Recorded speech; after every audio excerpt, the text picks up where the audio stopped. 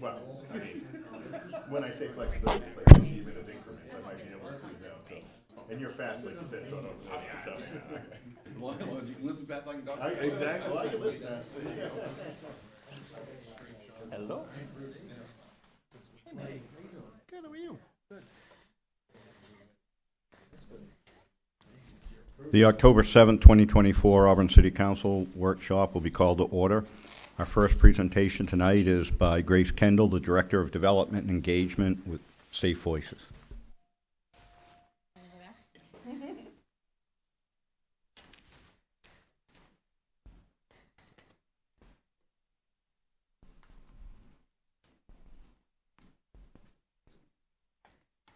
Yeah. Thank you. Is this already on? Great. Thanks so much for having me. I'm Grace. I am the Director of Development and Engagement at Safe Voices. So my job is really like 50% fundraising, 50% making sure we're being good citizens of the communities we serve. And part of that is accepting invitations like this one, when you all want to learn a little bit more. So to start, I like to just have a very basic overview of what domestic violence is. It is a pattern of coercive and controlling behavior. It's within the context of an intimate relationship. I would say 85 to 90% of what we see is within the context of a romantic intimate relationship as opposed to elder abuse or child abuse. We're mostly seeing partner abuse. And it's importantly a choice by that abuser to use abuse to get what they want.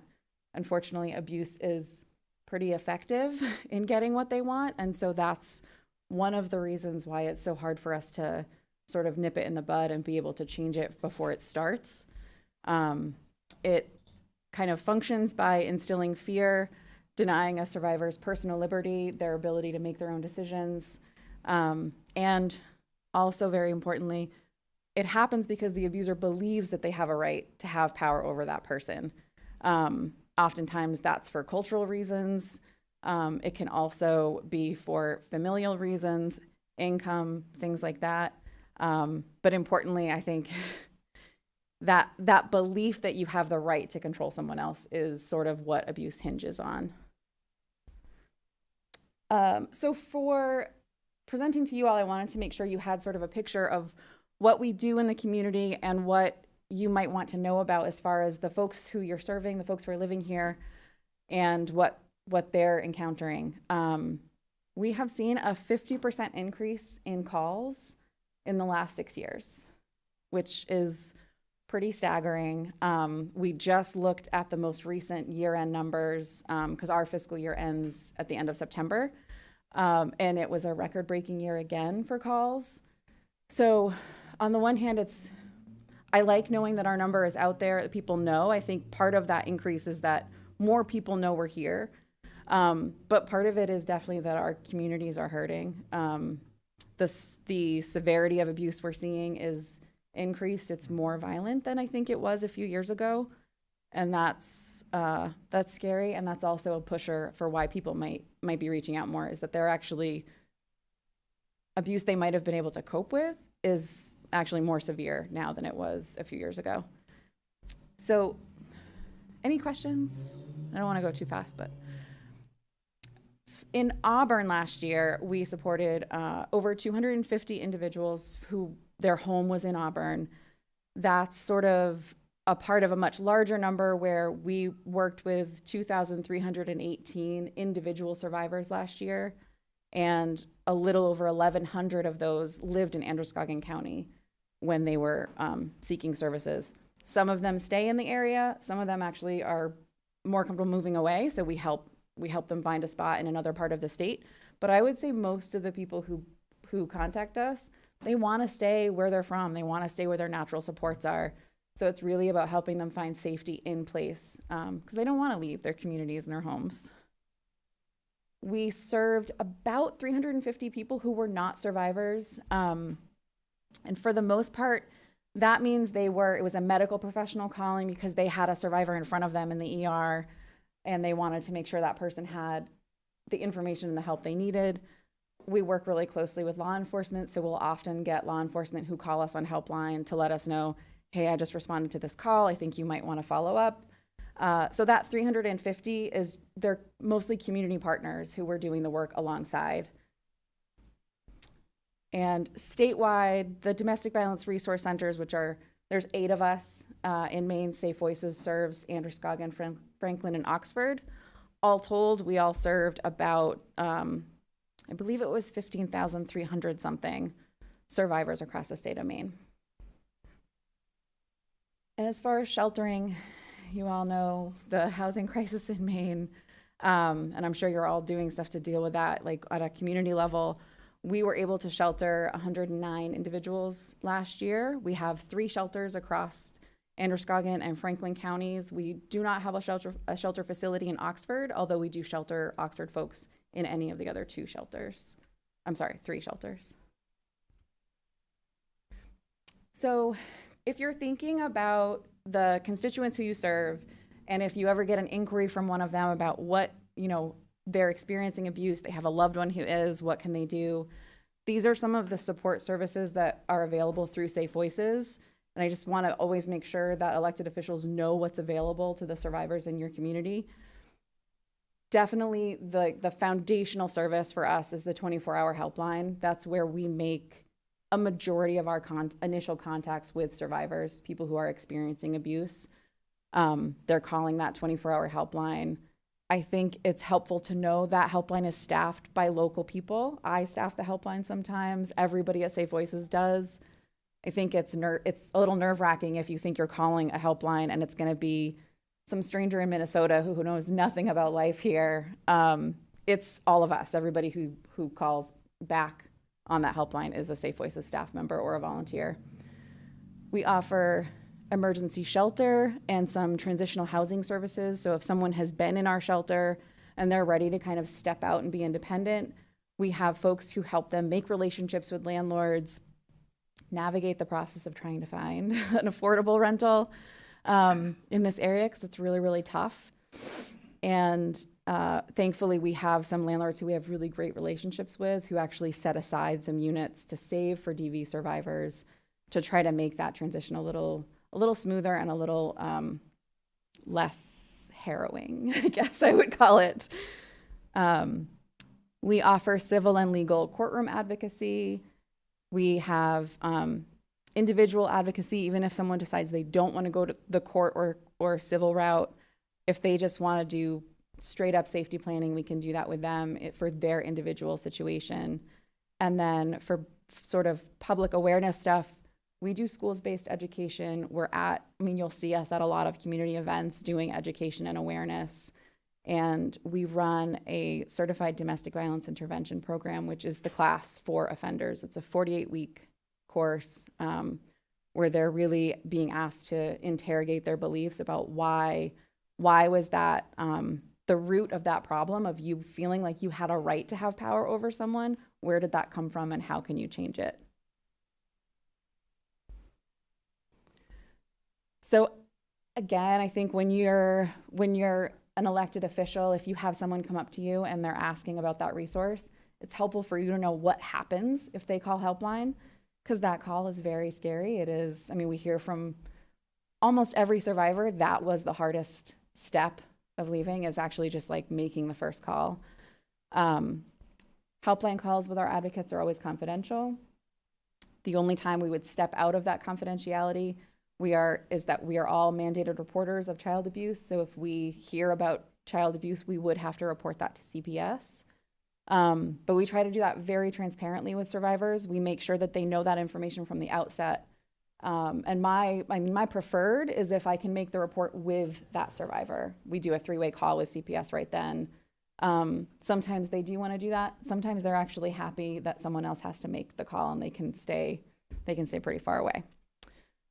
Our answering service will ask for a first name, the best number to call somebody back at, and whether it's safe for us to leave a message if they don't answer.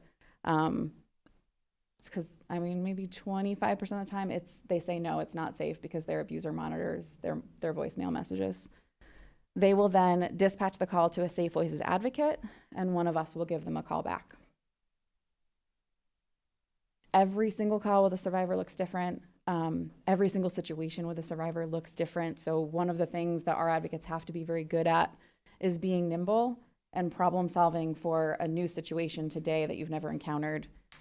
I am always surprised at how no helpline shift is the same as the last one. There's always survivors navigating a slightly different issue than I've ever encountered before. So we problem solve alongside them. We make sure that it is survivor-led. It's whatever that person wants, because they're the expert on their abuser. They're the expert on their safety. And so often, I think a lot of people question, like, how do we get people to leave? And the reality is, for a lot of people, it's safer to stay at first. The risk of homicide when you're leaving is about 7 to 9 times higher than when you're in the relationship. So it is the most dangerous time is when you're leaving. So for a lot of folks, they need some time before they're ready to take that step, and they need some really intense safety planning before they do that. We can refer them to civil or legal advocacy staff. We can offer them resources at increasing safety. One of the things we provide a lot are cameras, which just can provide an immense peace of mind for someone that they can, be ready to leave work and head home, and they can look at their cameras remotely and make sure that the house looks right. There's no cars that shouldn't be there. So we do a lot of stuff like that. Safety plans can look very, very different from survivor to survivor. Some folks, it's as simple as, let's change the privacy settings on your social media so that your abuser can't stalk you. Other folks want to go the legal route. They want to file that protection from abuse order. That's Maine's name for a restraining order, so they're kind of almost interchangeable. Some folks just want cameras. They want to set up a plan for, okay, if my abuser shows up after they make bail, I have this safe friend I can go to who's, the abuser doesn't know the address. Every safety plan is a little bit different. And we, again, try to make sure it's survivor-led, because they know the safest way to do stuff. They just might not know all the resources available. And then if you're thinking, Auburn, the City of Auburn has been very supportive of Safe Voices, and we've done a lot of work with you all. In the future, as you're kind of like looking at things that are affecting your area, I wanted to just highlight a few of the things that we're seeing as like the biggest pressure points. No surprise, the first one is affordable housing. I think the top driver of homelessness in women is domestic abuse. It's like one of the number one causes of why a woman might be homeless. And so we see it a lot. We see people who stay in relationships much longer than they would like to because they can't find affordable housing to leave for them and their children. We see our shelter stays are getting longer than they used to be because there's no limit on how long someone can stay in our shelter. It's you stay until you feel safe to leave, and then we help you find a place. And so if there's not a place to be found, that means that they might be staying in shelter for 5 months when previously maybe we were able to average 3 months. There's been some very high profile stresses on the legal system. As you know, there are not enough public defenders available. And so offenders, like people who have committed domestic violence, are being released earlier with lower bails. And it's making survivors hesitant to call law enforcement and to file charges because that's a big escalation. And escalation is it's very dangerous with an abuser. And so if you're gonna do that escalation of let's file a restraining order, let's take this person to court, let's file charges, and then the charges are dismissed or they're let out on bail, that means that escalation has caused a dramatic increase in danger. And why? If it's not gonna work, then why do it? So that's something that we're helping survivors navigate every day. And we've got great partnerships with the DA's office here. We have, pretty good partnerships with judges here. Like we have people who we know want to do this work, but the system is just stressed. So that's something we're navigating every day. And then funding. I mean, I'm sure you hear this from nonprofits all the time. But that 50% increase in calls, the funding in the same period of time at the state level has been flat, and at the federal level has actually decreased slightly. And so when you take into account not just the increase in numbers, but inflation, everything that we're paying for, everything you all are paying for, that's the biggest, for me as the fundraiser, that's the biggest stressor for me. Feeling like, oh gosh, I have to raise all this money to like pay people's salaries. So that's a huge one. And I probably feel special pressure there because I'm the fundraiser, but that's a very basic overview of kind of what we do, how we do it, what's available. And I could talk about this all day, so I'm happy to answer questions, but y'all are probably gonna have to cut me off at some point. Questions from the council? Council Whiting? You having issues with people getting placed through the housing authorities with the voucher program being sort of, that's stressed as well. My understanding is that none of the housing authorities in the state of Maine are able to issue vouchers because the HUD funding is inadequate to fund them. Yeah, I think we have good relationships with those housing authorities, but yeah, the funding at the federal level is kind of stagnant. One area where we were experiencing some difficulty where we were having delays because of inspections. And so we try to be creative problem solvers. So we got a couple of our advocates certified as inspectors. So if it's the inspection that's holding things up with Lewiston Housing, we can actually just go in and do an inspection and give them our report. And that removed one big barrier. But yeah, we can't train our way out of HUD shortages. Wish I could. Other questions from the council? Council Gary? Thank you, Mr. Mayor. I know domestic abuse happens in all walks of life, all incomes. Have you experienced or have helped people that have been homeless that have been needing of your services? Absolutely. And especially when we look at those at risk of homelessness, meaning if they choose to leave their abuser right now, they will be homeless. The number is really high because the lack of affordable housing is making it very difficult to pre-plan in any real way. So yeah, we work with folks who are homeless quite a bit. We work with folks who are homeless because of abuse, because they fled their abuser and didn't have a place to go. Or we work with folks who we were able to get them directly into our shelter. And so technically that is still homeless because if we didn't have a shelter, they would be on the street. But yeah, we see it a lot. And the ones you have to say no to because the shelter facilities are full are the really, really hard ones. Could you provide our city's homeless committee with your statistics on that, since we're trying to deal with the homeless issue? Yeah, we could. My pen is over there, but I'll write it down before I leave. But we can pull a report of, like, within the last fiscal year, how many of our callers have been either homeless, or the federal definition of homeless is if you were to leave this situation right now, would you be homeless? And I can make sure that you all have that. Thank you. Other questions? Council Walker? Yeah, I was looking at your report there, and where in the last few years you've gone up 50%. That means there's a failure somewheres. I didn't hear you say a whole lot about how can we help in that failure if you know where it is, and I'm sure it's after the DA's office and up that the failure is really in that place. Because the Neighborhood Watch, we talk about this quite often, and we kind of get the same answer. It doesn't matter what local place we may open up this type of dialogue. It's always after the DA's office and up that the problem lies. And the other thing is because we don't have enough judges around the area.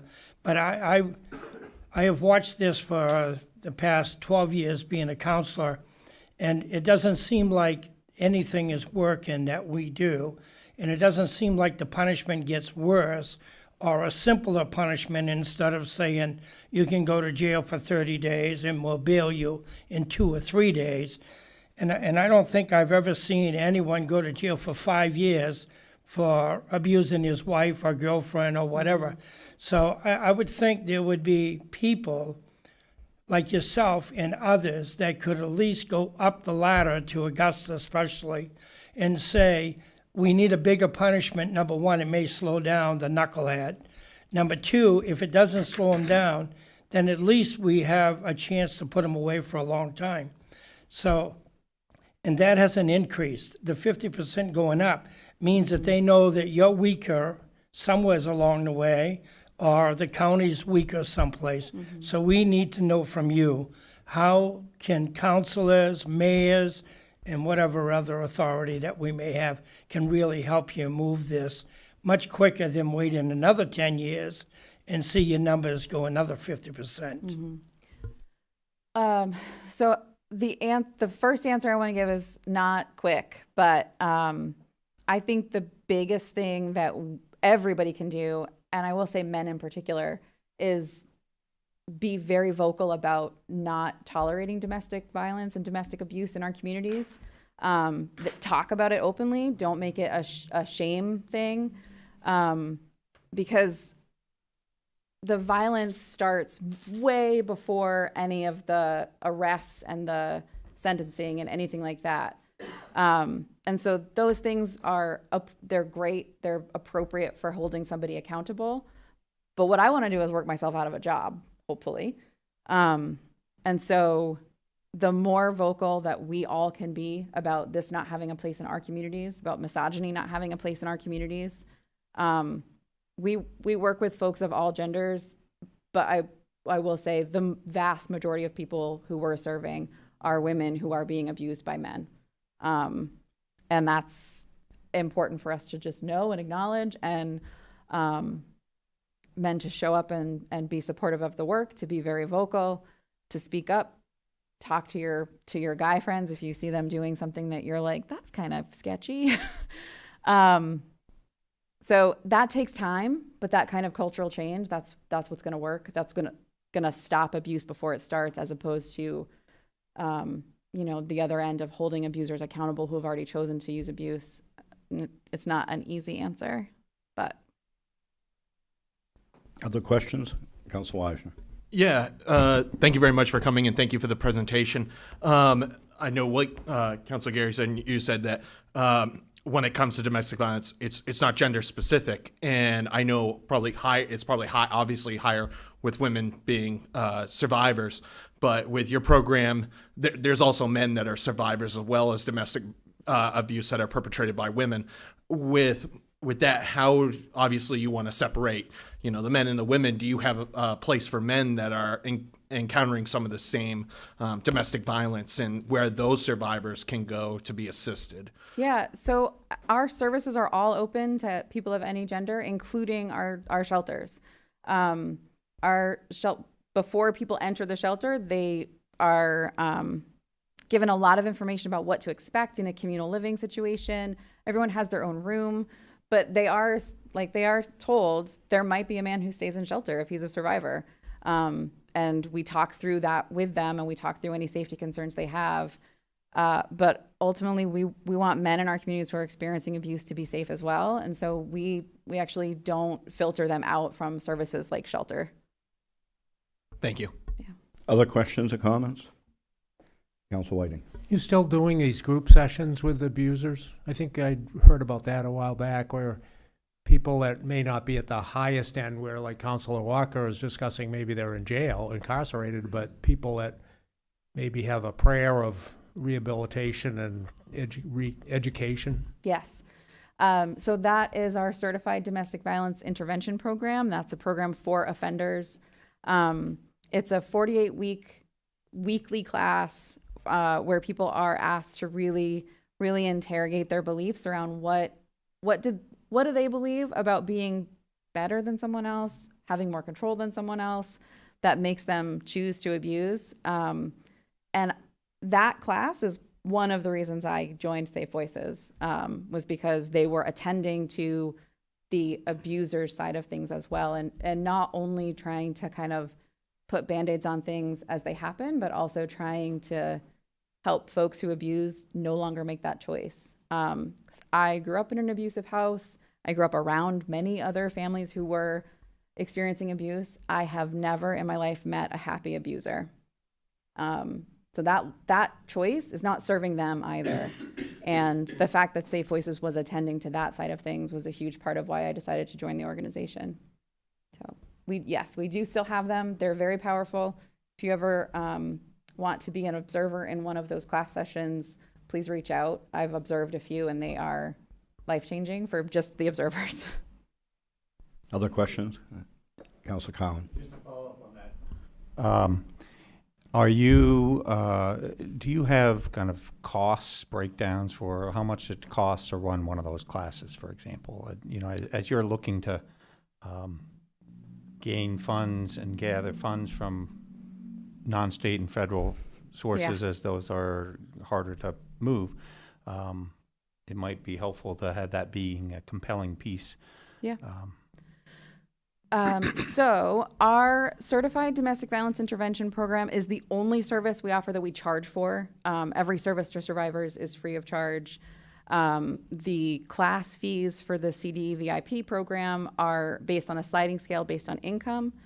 Because we serve such a low income area, that class never pays for itself. So last year, the deficit of the class that we, I don't know, subsidized is not the right word, but we funded the class out of our own general operating was about $70,000. So that's sort of the gap that we've made up with our general ops funds. One additional question, if I may. You've seen this dramatic increase, 50% increase in demand for your services. Are you at a point where you would need, do you have enough staffing or do you have enough people to be doing the work, or are you also needing to think about that? If we had more funding, we would 100% hire more direct service advocacy staff. We've made some staffing choices over the last couple of years with that in mind. We have fewer leadership level roles and more direct service staff, so we've tried to kind of shift our money that way. Because a lot of what the advocates are doing these days is it feels like triage, and that's hard because it feels like I'm helping this very acute situation. I'm making referrals to other outside organizations, and then I'm taking the next call. And what they want and what's most effective with survivors is to have a deep, long-term relationship between that survivor and that advocate. And we do for many, but we would do that a lot more if we had more direct service staff. And one final question. Do you have a sense, or do you have documentation on what proportion of those abusers are also struggling with drugs, opioids? That's a great question. We actually don't track statistics about abusers outside of the ones who are in our CDVIP program, and we need to keep in touch with their parole officers and things like that to ensure that they're coming to class. We don't study the abusers themselves too much, just because we are so focused on the survivor themselves. It's a great question. I will say, in my experience, I think substance abuse can contribute to any individual situation, but the root is still the same. The root is still, I think I have a right to control you and what you do and think. Yeah, the reason I was thinking along those, and it might not have been possible anyways, but we have opioid response dollars that are coming to a variety of places, the county, the municipalities, and so if there was some way of potentially tying some of that in when that is involved, perhaps that could help with subsidizing the classes or other things. Yeah, that's a good thought. Thank you. Council Whiting. One last question. I was doing the math, and 250 people out of roughly 25,000, so that's 1%. Then you talk about the abuser, then you're at 2%. Then you talk about the children, maybe that's 3 or 4% of the population. But it never occurred to me to ask the question, what do these kids do for school when they're displaced? I think the situation is different for many survivors. If we have students who are living in our shelter, sometimes we do. We work with that parent to kind of, if they're from Lewiston, Auburn, that's more manageable. If they're from Androscoggin County, that's more manageable. But in my experience, if you're out of county, you might have to get a superintendent's agreement. That's usually doable. And then it's a matter of helping that survivor kind of establish, do you have transportation for the kiddos to get to that school of choice? And if not, can we help with that? But I think most folks are actually coming in with younger kids. It's not rare that we have a school age child, but we have more who are preschool age. Yeah. Other questions or comments from the council? No. Thank you very much. We appreciate Thank you so you much for coming having tonight. me. The next item will be an update on the 121 Mill Street project by Mr. Holmes.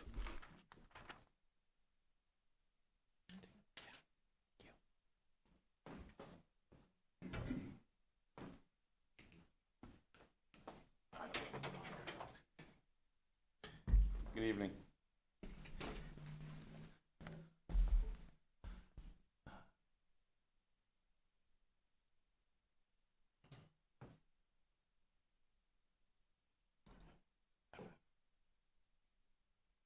Let's make.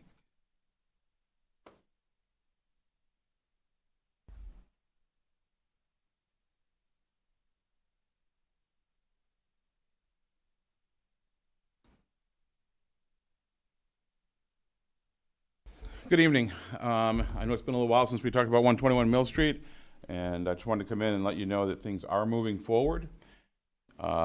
We've met, the city has selected a construction manager, and that is Allied Cook Construction. It was, we had 3 really good bidders, and it was not even close when we made the final decision, though. Allied Cook, their schedule was great for us, the numbers were good for us, they've got great experience, and it's coming along well. For those of you who don't remember, I wasn't able to get this digitized yet, but this is what it used to look like, or looks like today. If you compare that a little bit, I'm going to try to talk really loud, Mr. Mayor, hopefully that'll work. So the drop-in space, when we originally brought it to you, this was the picture we gave you. You see how much longer it is. What they're looking at doing is putting this kitchen here, which will take away some of the space. Still have more than enough room to put over 100 people here to sit down to eat, things like that.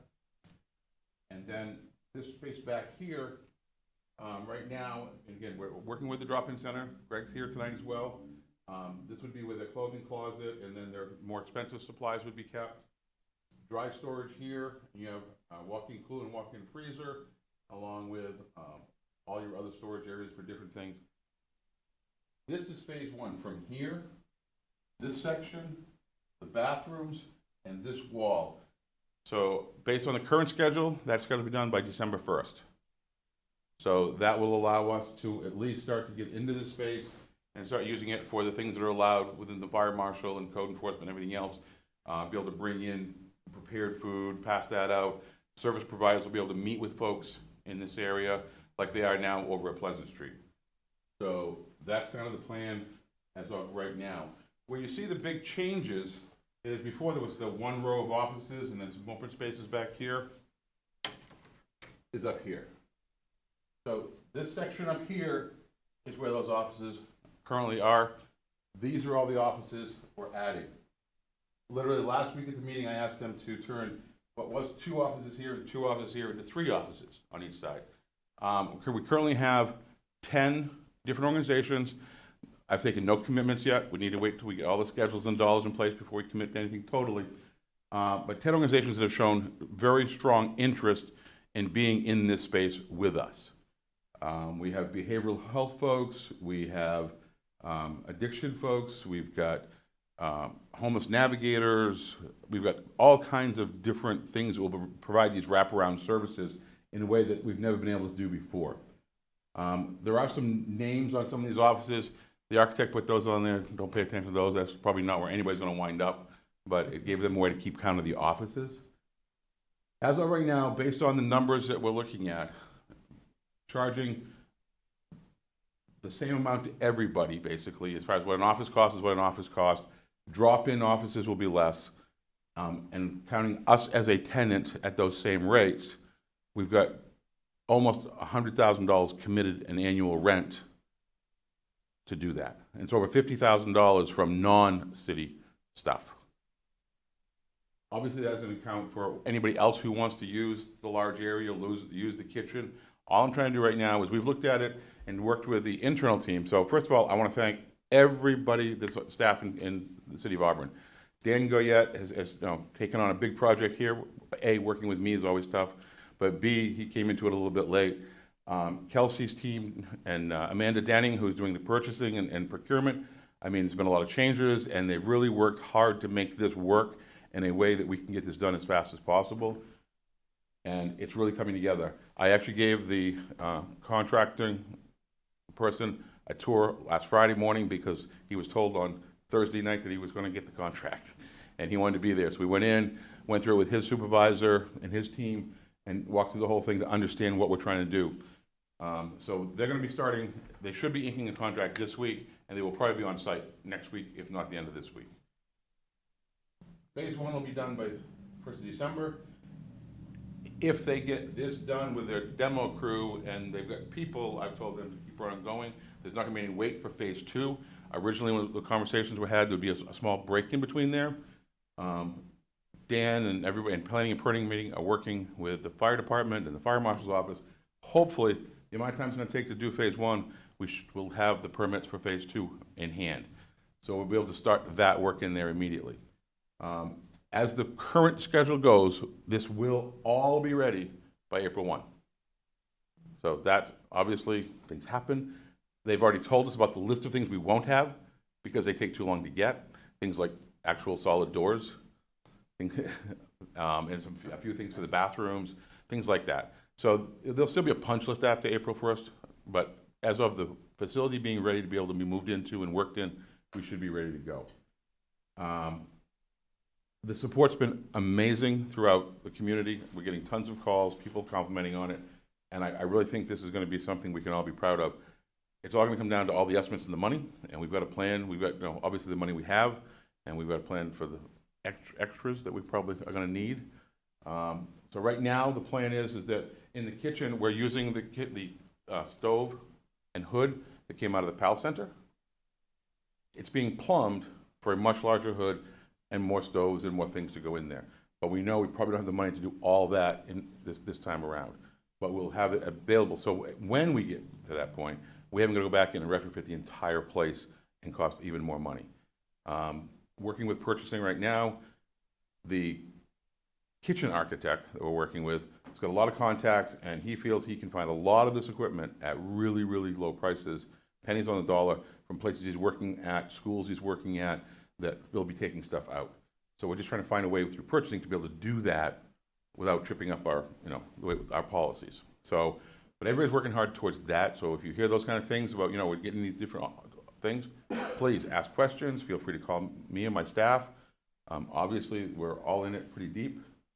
And the one thing that right now, I'm not sure we're gonna get to is the loading dock. That's a $100,000 loading dock. I don't know why, but that's one thing I've said, that if we can't have that to save money, we'll do that. So obviously, getting the fence in is going to be important. A lot of the other things, bringing up a lot of stuff up to code. The electronics for it are going to be expensive because obviously we need a lot of cameras and a lot of doors with buttons on them, so we can not have everybody carrying keys around, things like that.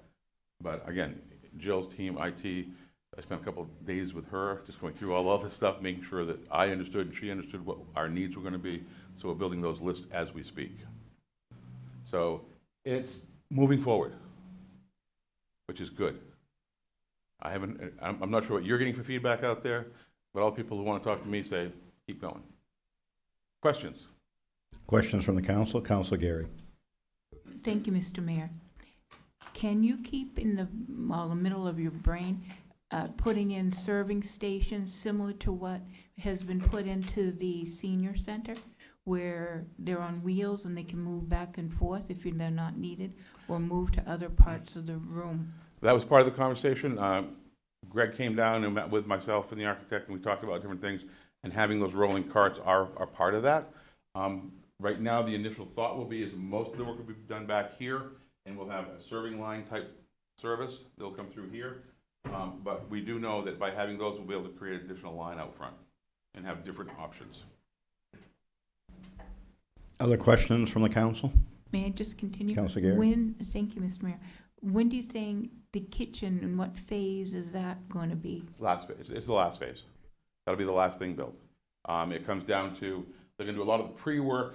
Obviously, the only real wall right now that has water in it is here.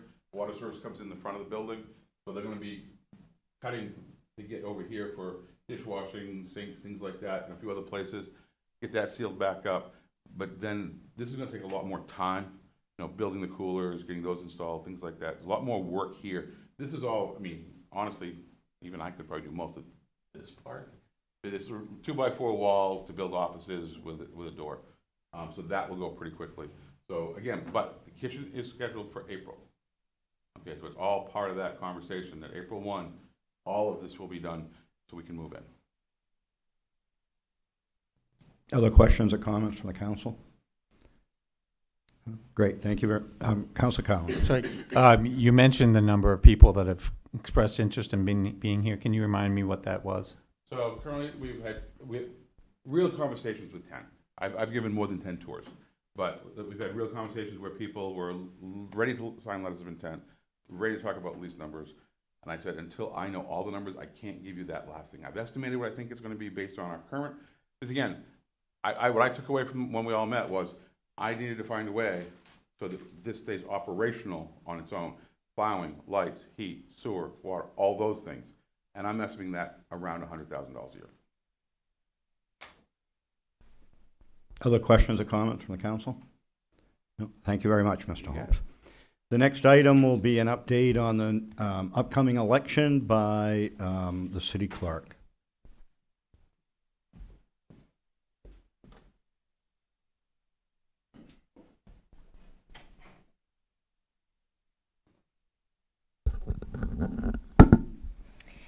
Good evening, Mayor and Council.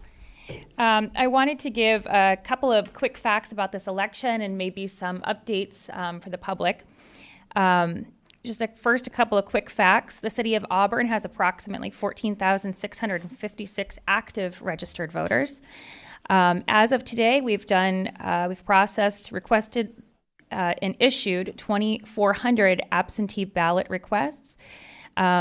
Absentee ballots are being requested earlier and by mail at a higher rate than what we've seen in previous general election years prior to 2020 at this time. So for some statistics, in 2016 at this time, we saw approximately 730 absentee ballot requests, and now we're at 2,400. 2020 was an unusual year, of course, so we saw at this time 4,670 requests. But this data suggests that the public's more aware about what their options are for voting at an earlier time. Online voter registration launched earlier this year, and changes to automate and make more efficient the motor voter registration process through the BMV. These have increased. We have seen an increase in the number of people registering to vote and make changes to their voter registration information at an earlier time. So the number of new voters or people making changes has increased by 70% than what we've seen in prior years, even from 2020. So we're curious to see if this decreases the same-day voter registration on Election Day. I do want to make a plug for voter registration. We do highly encourage people to register to vote now ahead of Election Day. You want to save yourself some time waiting in polls twice if you're going to be voting in person on Election Day. So if you have moved or changed your name, it's really important that we have your updated information. You can register to vote online, do that by October 15th, and save yourself some time. Polling location, I just want to make sure to state this. Wards 1 and 2 will be voting at the Auburn Senior Center at 48 Pettingill Park, the community center. The Ward 3 and 4, Auburn Hall, right up here in second floor. And Ward 5, the Boys and Girls Club on 2nd Street. So please make a plan to vote. If you're unsure of where these locations are, we do have a map on our website at auburnmaine.gov. Now is the time to know where you need to go on election day. If you're not sure, give us a call at the clerk's office. We'll be able to confirm with you your voter registration status and your polling place. So where you go to vote is based on where you live. So you do need to go to your designated polling place on election day. This week we are busy not only with absentees, we're going to begin nursing home and assisted living facilities for absentee voting at those locations. We have 7 of them in the city. We have posted information at our library for voter registration and where polling places are, and also with the Housing Authority locations so that we can share as much information as possible to all of our residents. Some information about absentee voting. It is now available in person at Auburn Hall if you'd like to come by during the normal hours that we're open. We are available in the clerk's office for absentee voting. You can pick up a ballot, take it home with you, or vote right there. The last day to request an absentee ballot without special circumstances will be October 31st. And we will be staying late on October 29th until 7 p.m. for voter registration and absentee ballot requests. So for those who have trouble getting to us during our normal hours during the week, we will offer a late day. Absentee ballot drop-off, just a reminder that we do have the drop box that's located right outside of Auburn Hall here by the parking garage entrance on the first floor. That is available to put your absentee ballot in 24/7 right up until 8 p.m. on Election Day, November 5th. You can please use the return envelope that's provided to you and send back your ballot with your signature on the back of that envelope. We do need that in order to accept it. If you do choose to mail it back, be sure to do that early enough before Election Day. We do have to receive it by Election Day at 8 p.m., not postmarked. We have to actually receive the ballot, so make sure you get that to us. You can also have a member of your immediate family drop that off for you. I want to talk about anticipated voter turnout. Looking at previous years, Auburn has a high voter turnout percentage. I would expect anywhere from between 12,000 to 13,000 people to vote for this election, with approximately 5,000 to 6,000 of those requests by absentee ballot. And finally, I want to talk about security. There are really 2 forms of security that I'm concerned with. Physical security, of course, of our polling places, but also the integrity of the elections process, and I'll address both of those tonight.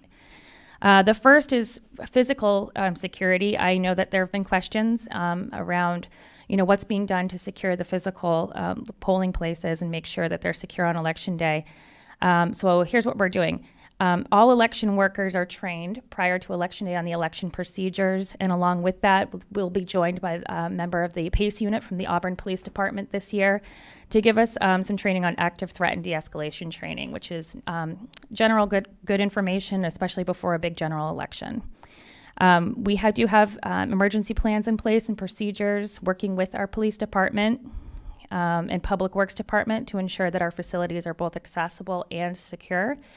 Our police officers will be on site checking into each location throughout the day, so you can expect to see them throughout the day on Election Day.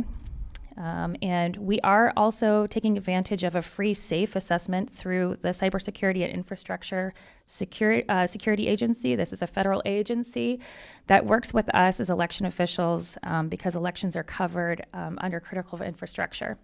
So we are getting this free SAFE assessment to be able to look at all of our polling places, go through the whole operations plans that we have, their emergency procedures, get some tips for where things might be able to be improved, and understand kind of all of those things that we can do to be absolutely sure that we're making our places safe as possible.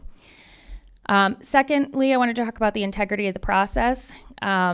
Sometimes people will be at this time of year hearing a lot of stories in the news about federal elections and things that are happening in different places. And I just want to remind the public that the state of Maine has a paper ballot system. Those tabulators that you see are scanners. They're just scanning what you mark on your ballot. We do have systems in place to prevent fraud, to prevent people from voting twice. That's a common question that I get. So how do we prevent somebody from voting twice if somebody were to vote by absentee ballot and then wanted to go in line at the polls? And we do that by marking on the incoming voting list if somebody has returned their ballot, so that if they do happen to show up at the polls, we can identify that voter as having already voted that ballot. And on election day, as we are receiving absentee ballots in the mail and being dropped off right until 8 p.m., we hold those ballots aside. We make sure to check off those names in the incoming voting list at the polling locations that we've received an absentee ballot for that voter, so that if they do happen to turn up at the polls on the same day to try to vote, they would already be indicated as having returned their ballot. I've been doing this for about 9 years. I have never encountered anyone attempting to vote twice. What will occasionally happen is somebody who absentee voted very early and forgot when it comes to be about November that they voted for that election, but that's obviously an honest mistake. We're very busy in the clerk's office. We're looking forward to a really good season. And I just wanted to thank everybody. Obviously, it's a huge effort, and it's a huge team effort to pull off an election, particularly of a community of this size. So I wanted to thank you all for your support. And if you are voting on election day, just please remember to be kind. These people are your neighbors.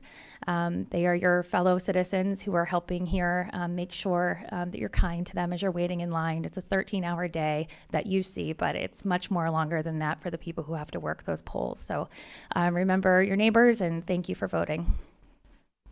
Thank you. Questions or comments from the council? Councilor Gary. Thank you, Mr. Mayor. You were talking about people when they vote absentee, they can drop their ballot off to the drop box up to 8 p.m. Yes. So when the polls close at 8 o'clock, do you run down and check to make sure that there's nothing in there? Yes, we do. How often throughout the day do you check the box? Right now, multiple times a day as we get close to the election and, we get more and more dropped off, it'll be by the hour. We do check it also on the weekends as well. I've had the privilege of bringing back my companion's ballot. That drop box is not in a waterproof spot. I kind of got drowned one year.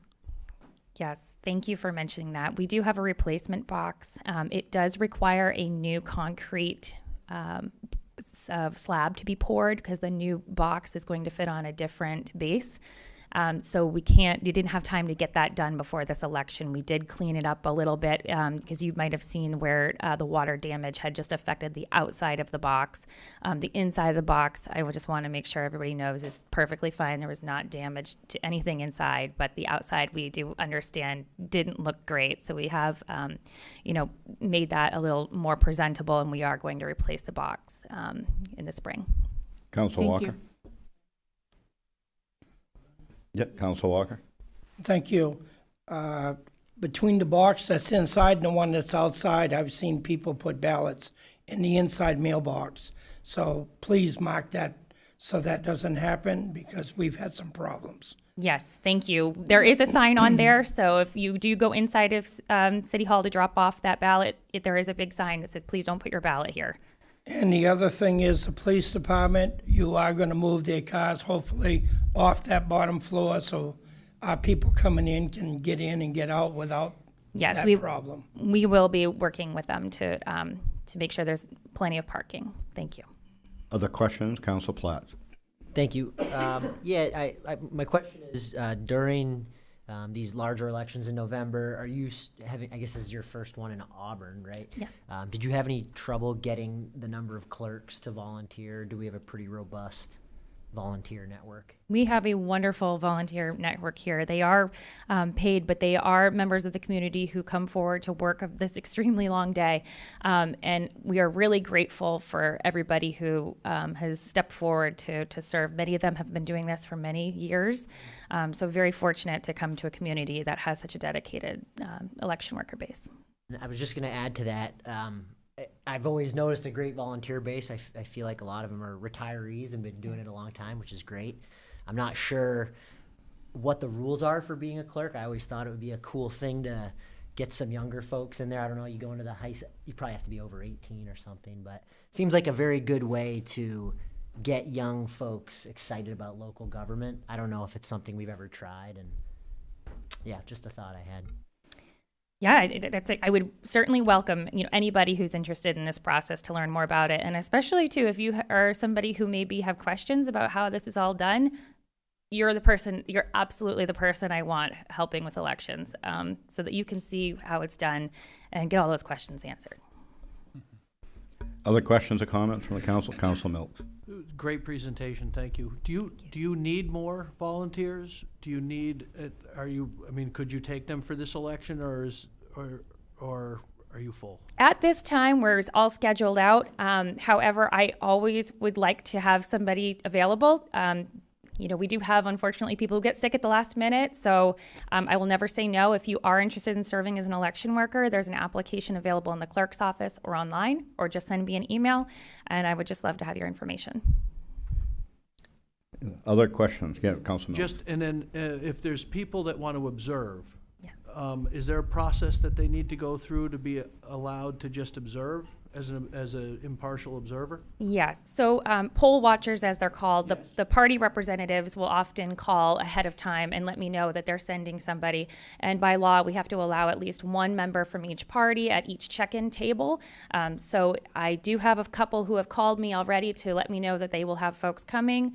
But if you are out there and you're saying, hey, I need to do that, be sure to just send me an email or give me a call so that I can let our wardens know who to expect. So if you want to be a poll watcher, don't just show up on election day thinking you're going to be a poll watcher, in other words, correct? Right, because oftentimes we can only allow one from each party. And so if there's somebody already there, we don't want to have to turn So away. contact you if you're interested. Yes, please. Thank you. Other questions or comments?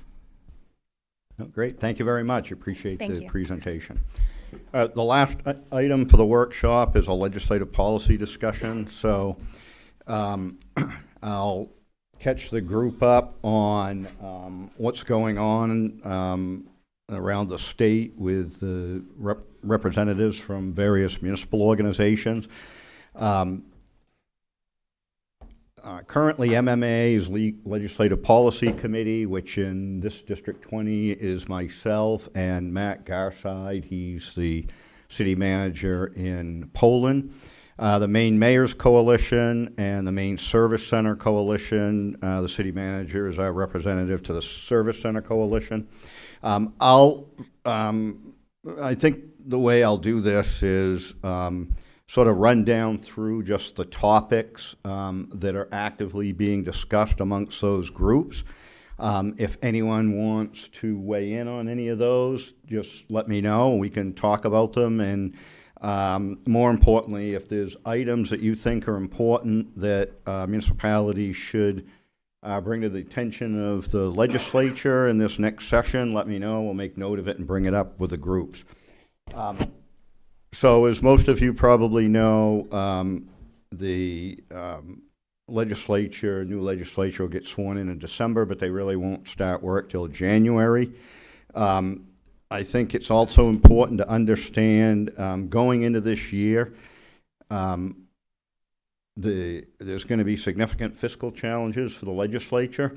If any of you have been following the Revenue Forecasting Committee, they report quarterly. They reported on the structural gap at the end of September, $600 million for the general fund and rounded off $300 million for transportation. I wouldn't get too caught up in those numbers. There's a structural gap going into every single legislative session where the current revenue isn't going to meet the projected expenses. Lots of things that go into those numbers aren't funded by the legislature and never get funded by the legislature. So I think the mindset going into this should be that we should anticipate there'll be flat funding, right? There's not going to be what we've seen over the last few years through both increased state tax revenues and significant, albeit short-term increases in federal funding. So that, of course, raises really significant impediments at what can be done, right? Because almost everything that municipalities want the legislature to do costs money. So with that, I think the highest priority for these groups is to maintain the existing revenue streams. So revenue sharing, the school aid, Betty, homestead reimbursement. There's been significant increases in the last few years. General revenue sharing went from 2 to 5%. School aid went up to 55%. And I think from a municipal standpoint, it's really important to realize that if those percentages drop back, it's going to, in the case of Auburn, it's going to put multi-million-dollar holes in the budget, right? So that's, I think, across the state, that's the number one priority for these groups. I'll run down some other items that they've been talking about. I wouldn't necessarily say all these are going to show up in bills sponsored by these groups. You recognize lots of these issues. Lots of people are talking about them. There's likely to be lots of bills that the municipal representatives will weigh in on with the legislature. So unfunded mandates is a big issue, right? As we all know, there's some expected protection in this, that unfunded mandates to the municipality have to be funded at least at 90% by the legislature. But we also know that with a 2/3 vote, they can override that, and often there's policies that they want to implement, they implement them, they override the unfunded mandate, and just pass the cost on. So that's another big issue for municipalities, is trying to avoid unfunded mandates. Lots of property tax reform discussions going on among these municipal groups as well as others. There's lots of ideas floating around. Some of these have, I think it would be fair to say, very, very low chance of passage. But at least from my own opinion, there's some municipalities that are really pushing some of these ideas pretty hard, even though there's a long track record, sometimes decades in the making, that would lead you to believe some of these things won't pass. But local option sales tax is being talked about. Split tax rates. So if anyone's familiar with how they do property taxes in Massachusetts as an example, there's these municipalities are allowed to set separate mill rates for different property classes. So you could say have one mill rate for residential, separate mill rate for commercial. Homestead exemption increases. You know, the homestead exemption was raised to $25,000, but given the rapid escalation in property values assessment, that homestead exemption clearly hasn't kept up. Homestead exemption reimbursement. In the previous legislature, there was a trade-off with some legislation that stopped the increase in the reimbursement. So it currently stands at a required 50%, and it was set to go up incrementally each year until it reached 100%. That's no longer the law. So if you think about when we provide our residents with homestead exemption, that amount of tax revenue that we lose, we only get half of that back from the state, right? The rest of it's being paid for by other taxpayers in the city. So, you know, increasing the reimbursement up to 100%. Lots of discussion about short-term rentals and vacation homes being taxed at a different rate. When you look at the data, that's not really a problem in Auburn. I mean, we have both of these, but these are, you know, municipalities that literally have hundreds, 6, 7, 8, 900 short-term rentals in their town. State funding of jails, right, is anybody that's been following, Dennis is going to be going to the county budget meetings. Their baseline as they go into this discussion is a 15% increase. Most of that's driven by the cost of running the jails, and the state reimbursement to the counties for jails is not keeping pace with the cost increases. Other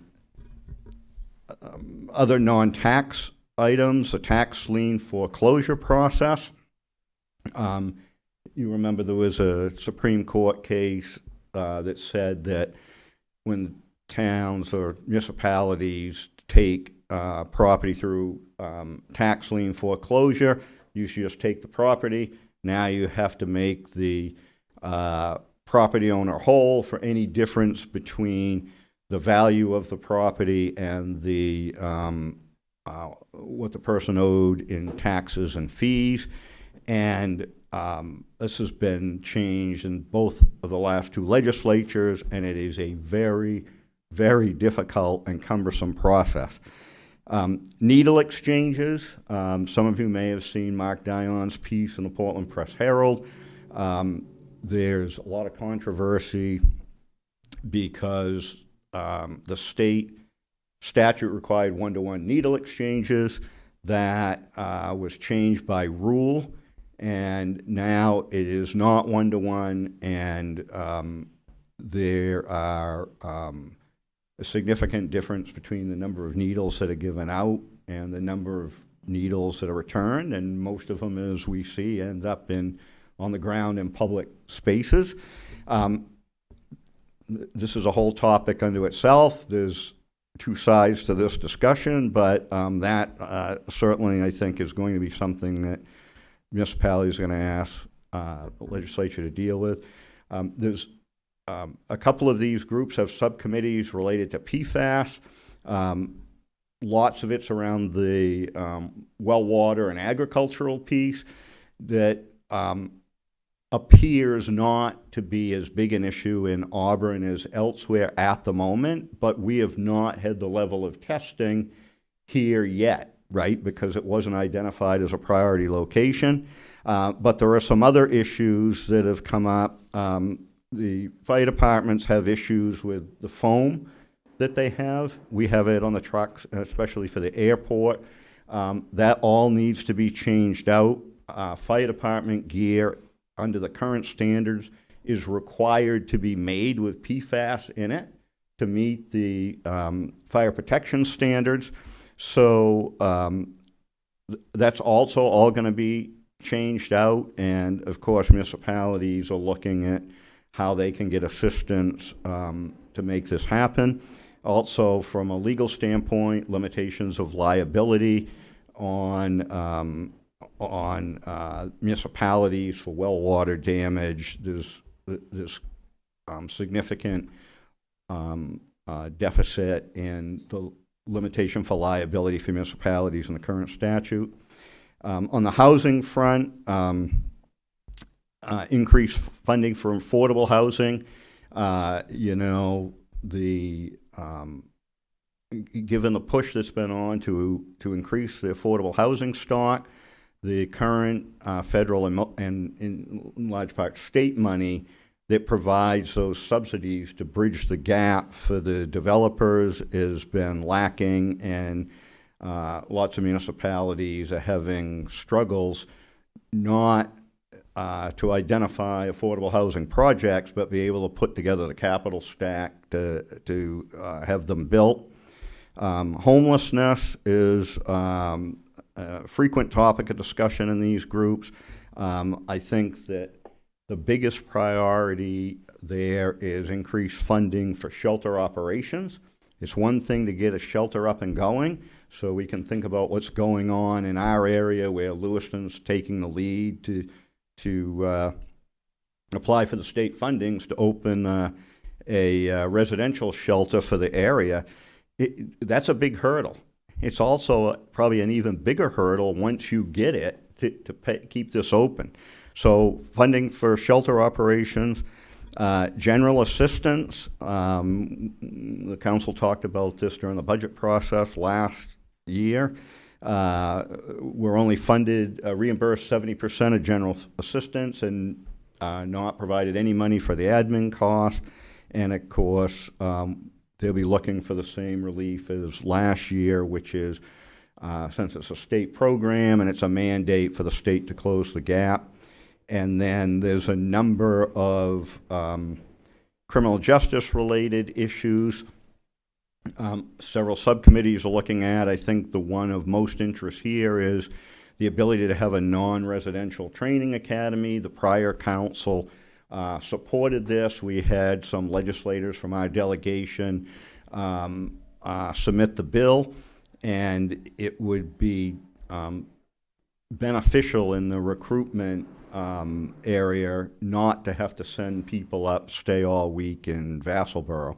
So those are sort of a list. Happy to see what comments councilors have, and especially if there's things that you think we should be talking to the legislature about. Happy to bring these back to the groups and have them consider it. Council Milks.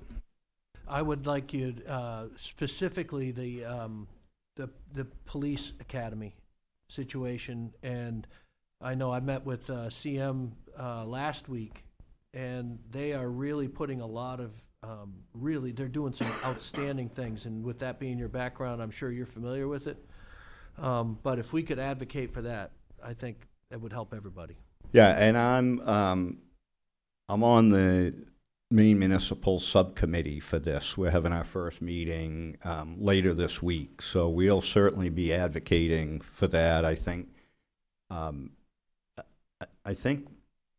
Auburn is in a position to actually, with Central Maine, stand this up and get it running in a pretty near-term schedule. CM's ready.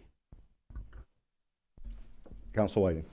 I agree completely with Councilor Milks on that issue.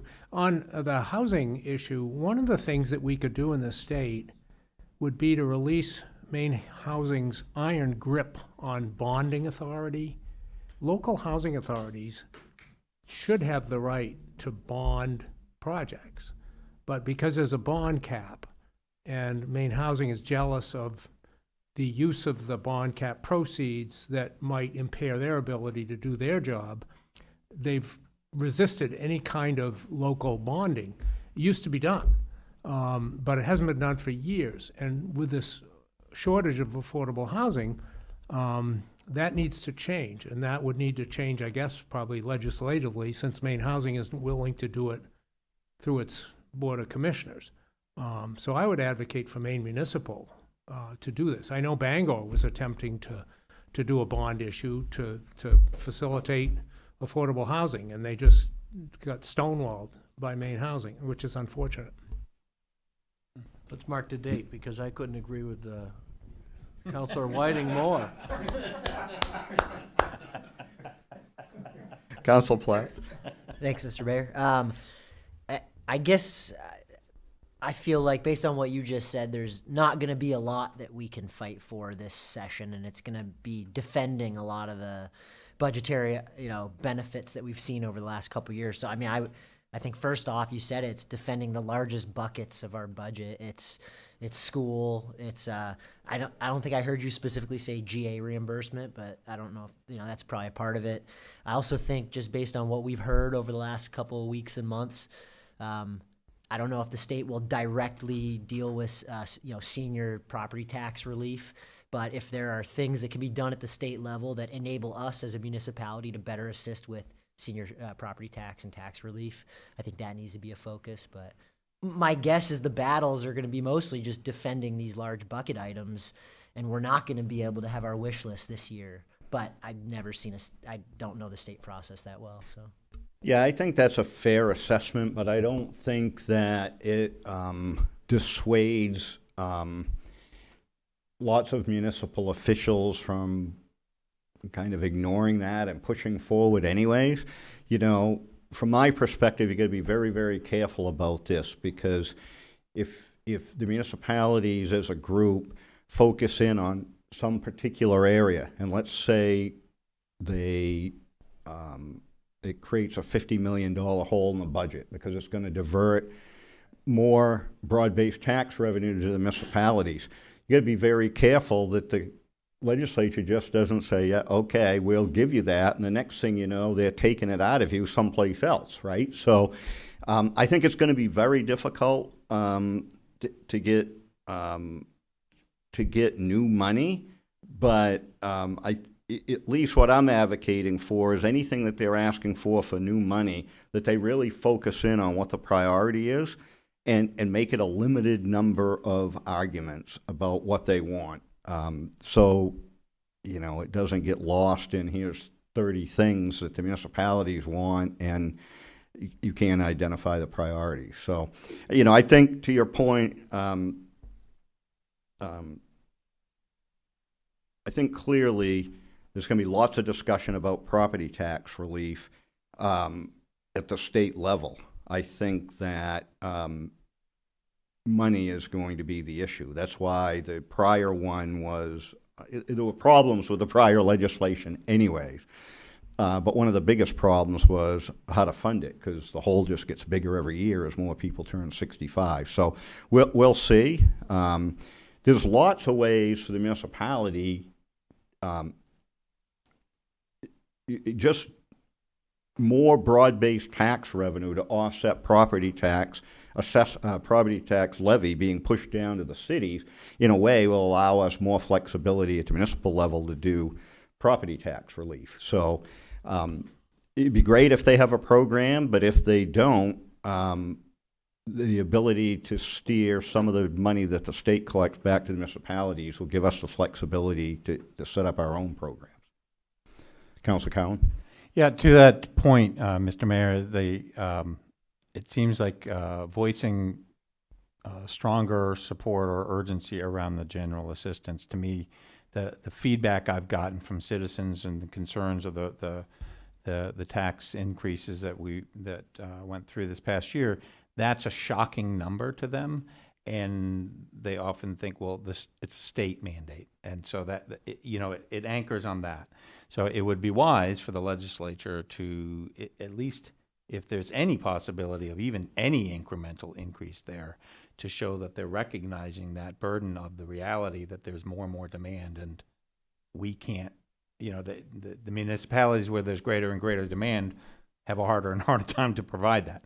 So, yeah, I think that's a very good point. And, in the last session, the Committee of Jurisdiction had bipartisan support to move it to 90% reimbursement and include the admin cost. And of course, it died on the appropriations table because that's where the real fights always take place, right? Is over anything that costs money. So we'll see what happens, but it certainly would be beneficial, as it is a state mandate, for them to close the gap on that. Councilor Gary. Thank you, Mr. Mayor. I know this sort of isn't a legislative policy discussion sort of item, but in anticipation of the things that you have mentioned that could possibly happen, has our city manager, his office rather, looked at now this year through this budget of ways that we could start conserving whatever monies we have, so at the end of this fiscal year we'll have maybe a few more extra dollars that we could use to soften the blow of the budget if we decide that we need to cut the budget to no increase or less this year? Well, that's a little difficult to answer. Other than in general, I think on an ongoing basis, the city manager looks for opportunities to deliver the services that the council has authorized at the lowest possible cost. I don't think there's any particular targets at this point to say conserve a certain amount of money, and I think absent some direction from the council on that, I don't think that that would happen, but the assistant city manager might want to add to this. Yeah, I think it's fair to say that all directors are really looking at the lowest cost delivery of services possible throughout the year. I think there's always an opportunity as staff are managing their budgets. They're looking for those lowest costs possible or save money where they can. But as the mayor has said, without direction from the council, there's been no mandate or directive to staff to cut budgets or reserve funding, spending freezes, those kinds of things, I think is what you're asking. We don't have that out, but again, I think as city manager's office, as well as the directors and the entire Auburn team, I think we're looking throughout the budget at all times. Other questions or comments from the council? No, seeing none, we will close the work session and reconvene in the council chambers at 7 p.m.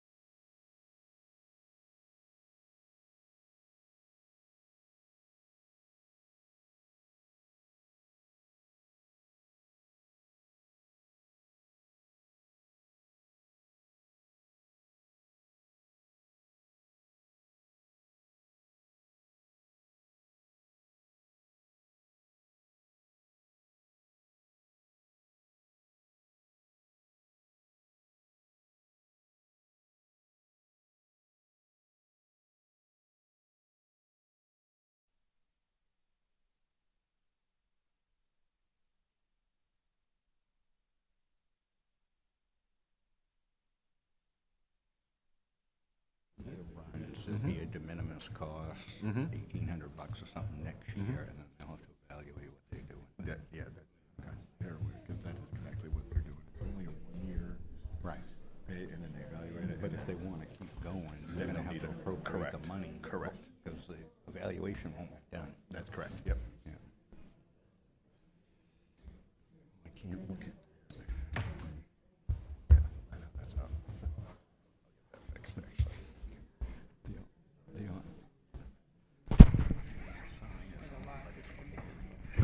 that's not good.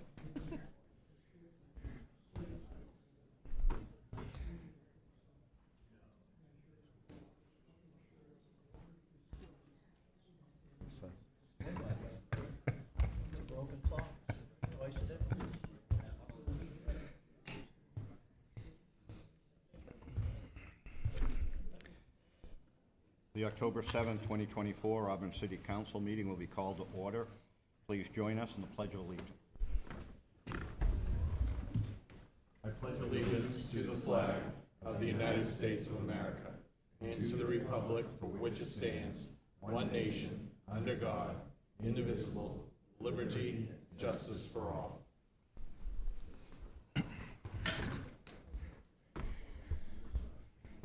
Thank you. If we could have the city councilors introduce themselves, starting with Councilor Geary. Good evening. I'm Belinda Gary, City Councilor at Large. Good evening, Rick Whiting, City Councilor, Ward 1. Hi there. Tim Cowan, City Council for Ward 2. Steve Milks, City Councilor, Ward 3. Good evening. Jeff Harmon, Mayor. Good evening, Ben Wisner, City Councilor, Ward 4. Good evening, Leroy Walker, Ward 5, City Councilor. Adam Platts, at-large City Council.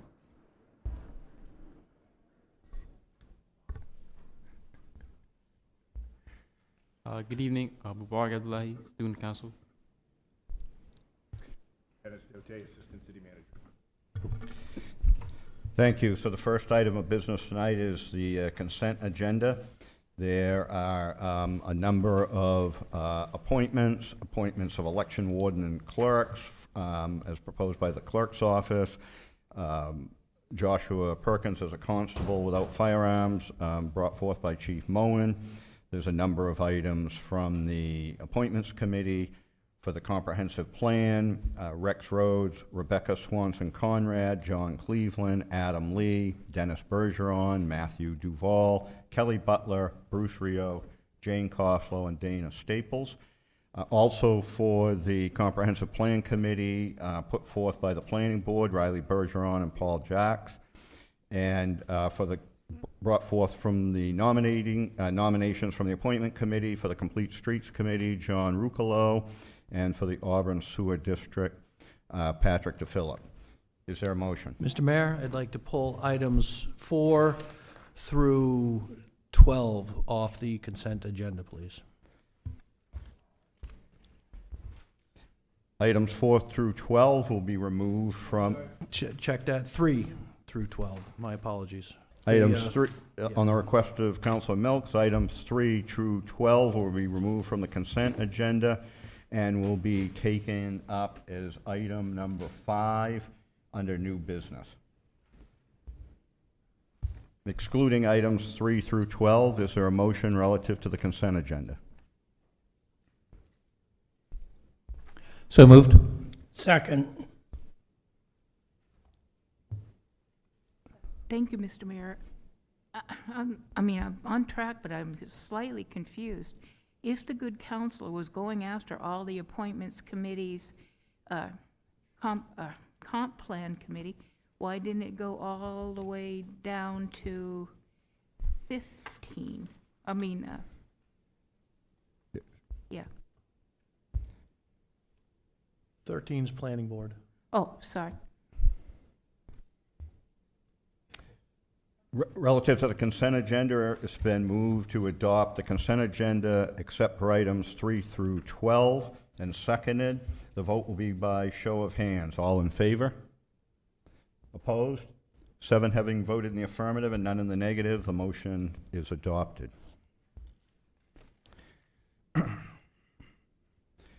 The next item of business will be adoption of the minutes from the September 16th, 2024 regular council meeting. Are there any errors or corrections? Seeing none, is there a motion? Motion to accept. Councilor Walker has moved to accept the minutes as written. Is there a second? Second. Seconded by Councilor Whiting. Vote will be by show of hands. All in favor?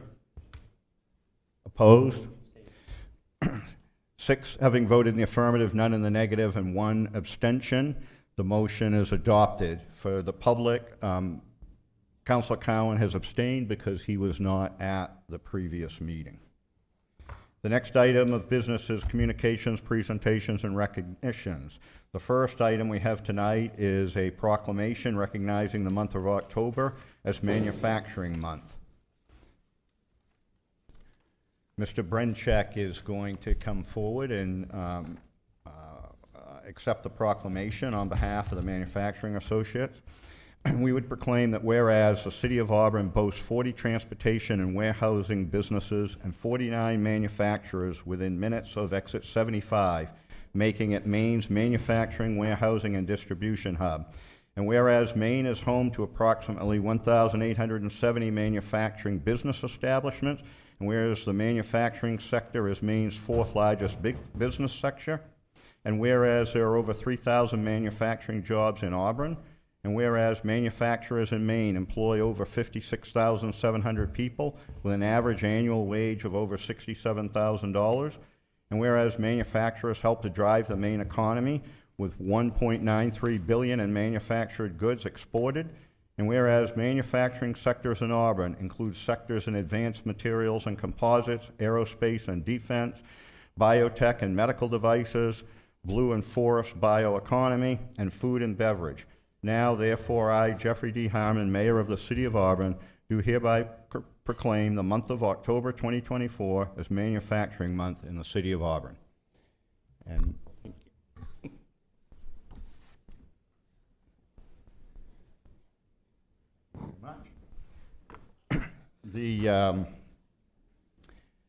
Mr. Brenchek will be providing the proclamation at the end of the month. The Manufacturers Association meeting will be held here in Auburn later in the month.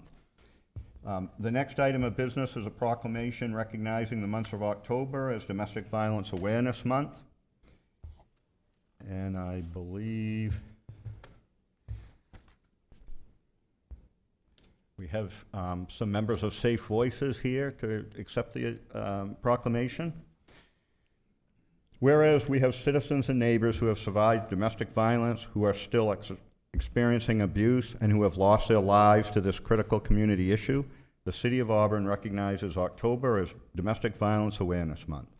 Whereas in the last year, Safe Voices has served over 2,300 individual survivors of abuse, trafficking, and exploitation, including over 1,000 in Androscoggin County and over 250 in Auburn.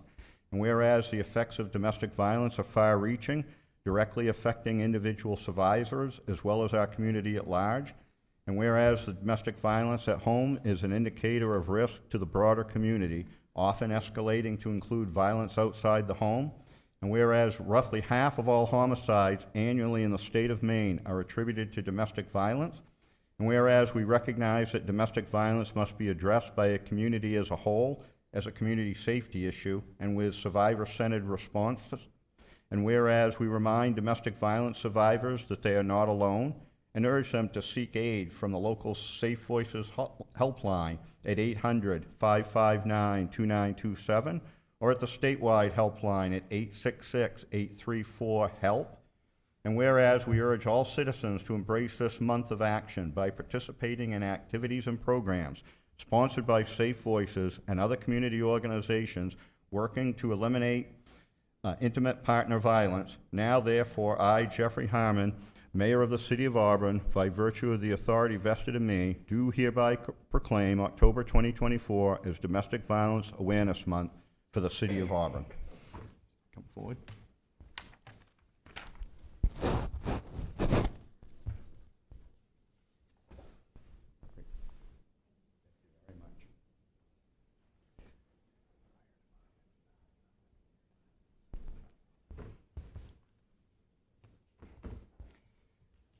The next item under communications, presentations, and recognition is a reminder to residents that absentee voting is now available. You may request your absentee ballots up till October 31st. And for absentee voting, you can request a ballot to be sent to you. You can pick up a ballot here at the city clerk's office. And if you pick up a ballot at the city clerk's office, you can vote in person here, or you can return your ballot later, either by mail or by dropping it off in the drop box. So if anyone has any questions about voting, please call City Hall at 333-6600 and ask for the city clerk's office, and they would be more than happy to assist you. A note on the agenda, we had previously scheduled an Auburn Fire Department recognition, but due to circumstances beyond their control, the fire department will not be here tonight, and we'll reschedule this for the next meeting. The next item on the agenda is the first open session of the evening. Members of the public are invited to speak to the council about any issue directly related to city business that's not on tonight's agenda. If you'd like to address the council, please approach the podium and provide your name and address.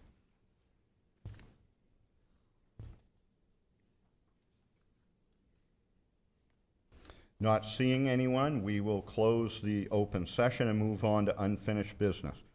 The first item is Ordinance 180916-2024, a zoning map amendment to convert certain parts of City Assessor's parcel IDs 289-001, 277-026, and 289-002, with addresses of 369 Mount Auburn Ave, 225 Grace Lawn Road, and 125 Grace Lawn Pit Road from the General Business Zoning District to the Multifamily Suburban Zoning District. This is a second reading and public hearing. Is there a motion? Move to adopt as presented. Moved by Councilor Whiting, and seconded by Councilor Walker. We'll now open the public hearing on this matter. If there's any members of the public that would like to address the City Council on this agenda item, please approach the podium and provide your name and address.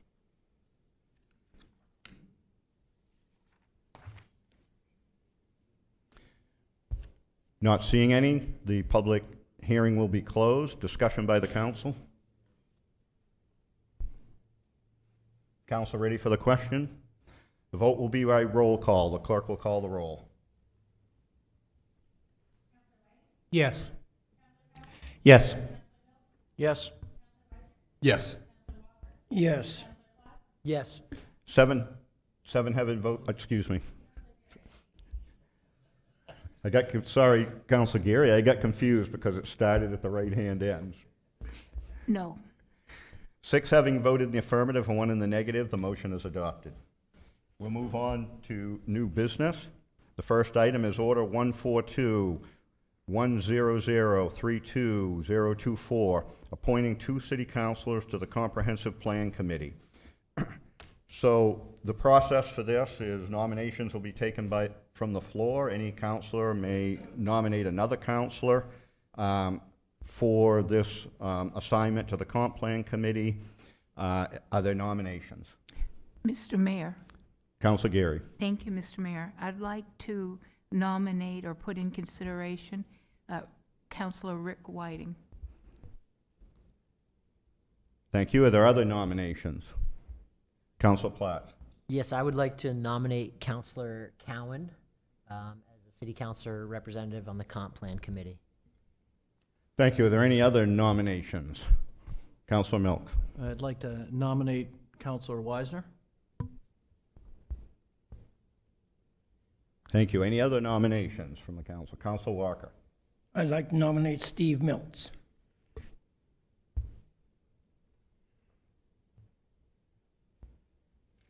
Any other nominations from the council? I would like to nominate Councilor Gary.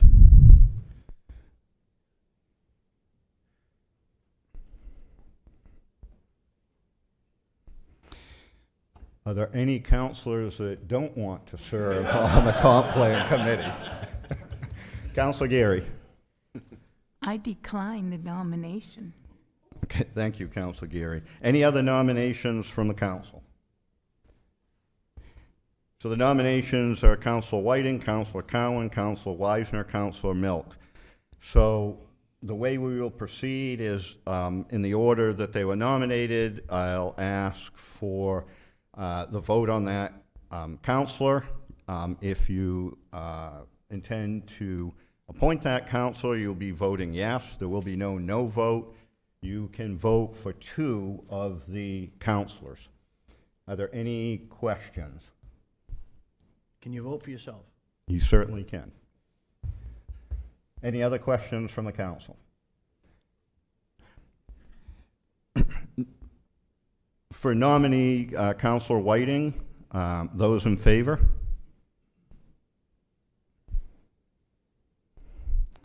Four in favor. For Councilor Cowan, for the Comp Plan Committee, those in favor? 4 voting in favor. For Councilor Weisner, for the Comp Plan, those voting in favor? 3 voting in favor. For Councilor Milks for the Comp Plan, those voting in favor? 3 voting in favor. 4 having voted for Councilor Cowan and 4 having voted for Councilor Whiting, they are appointed to the Comprehensive Plan Committee. The next order of business is Order 143-1003-2024, authorizing acceptance of the 2024 Burn JAG Grant in the amount of $17,209 for the Auburn Police Department. Is there a motion? So moved. Second. Moved by Councilor Geary to adopt as written and seconded by Councilor Walker. Discussion by the council? So I would point out to the council, as I will for any grants that come before us that have ongoing costs, this is one of the items in this package is a software subscription. It's my understanding that the police department intends to test this over the 1-year period. There will be a de minimis cost in the forthcoming budget because the years don't line up. In case they decide to go forward, we should expect about $1,800 to be placed in the budget request to carry this through, and that would be ongoing at approximately $3,600 a year after that if the police department finds this to be a beneficial software package. Any further questions or comments by the council? Councilor Walker. Yes, I would like to suggest that the police department, many times, when they arrest a drug dealer or whatever, they collect that amount of money, and we usually will let them keep it, that they would save the $1,800 out of one of them arrest. Yeah, and I think that's a very good point, Councilor Walker, and should they have that money, I'm sure this is the type of thing that the police department would seek to cover from forfeited assets. Other questions or comments? Councilor Weisner. Thank you. Because that was one of my questions, is that after the grant money's done, that will now become, if they decide to use it, now that's going to be added to the budget, and now that is a budget increase that could become a potential increased tax that taxpayers will have to pay for. And since we just had a huge, massive budget increase and the taxpayers had to pay, taxpayers will now have to assume that. So that's one of my considerations, is that now we're going to be increasing the budget again by adding a new line item within the budget. I just wanted to make sure that was correct. Yeah, I think that is correct, but I don't think it's a foregone conclusion that this will be an ongoing item, because the department's going to test this over the first year, see what the efficacy, and then they'll have to bring this forward as a request to the council. Right, potential, that it could be a potential. Correct. Thank you. Councilor Geary. Thank you, Mr. Mayor. Will this potentially mean that they'll have to hire a specialist in order to be able to run this program? And will that cost be continued on after this grant money has been spent? I don't believe so, but the deputy chief, I believe, is here, and I think he could answer that question for us. Deputy Chief Kugel.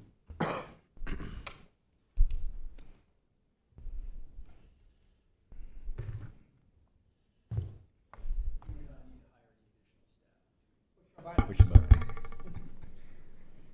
we would not have to hire additional staff to operate this. The idea is that it would be able to be operated by the incident commander or other staff members that are responding to a critical incident. Other questions or comment by the council? Council ready for the question? The vote will be by show of hands. All in favor? Opposed? 6 having voted in the affirmative and 1 in the negative, the motion is adopted. The next item is Ordinance 19-1003-2024, adopting the revised MMA General Assistance Ordinance and 2024-2025 GA Maximum. This will be a first reading, and Mr. Holmes is here if the council has any questions as we move forward. Is there a motion? So moved. Moved by Councilor Geary to accept as written. Is there a second? Could we get them to explain exactly what this is? After we have a motion. Okay, I second. Yeah, it's seconded by Councilor Walker. Mr. Holmes, can you provide an overview?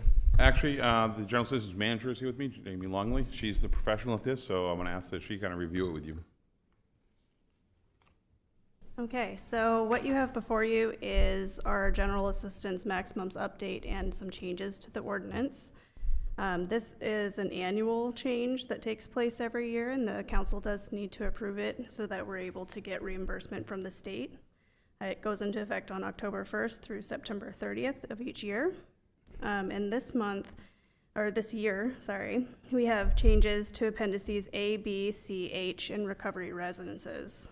So that is, sorry, let me get my notes here.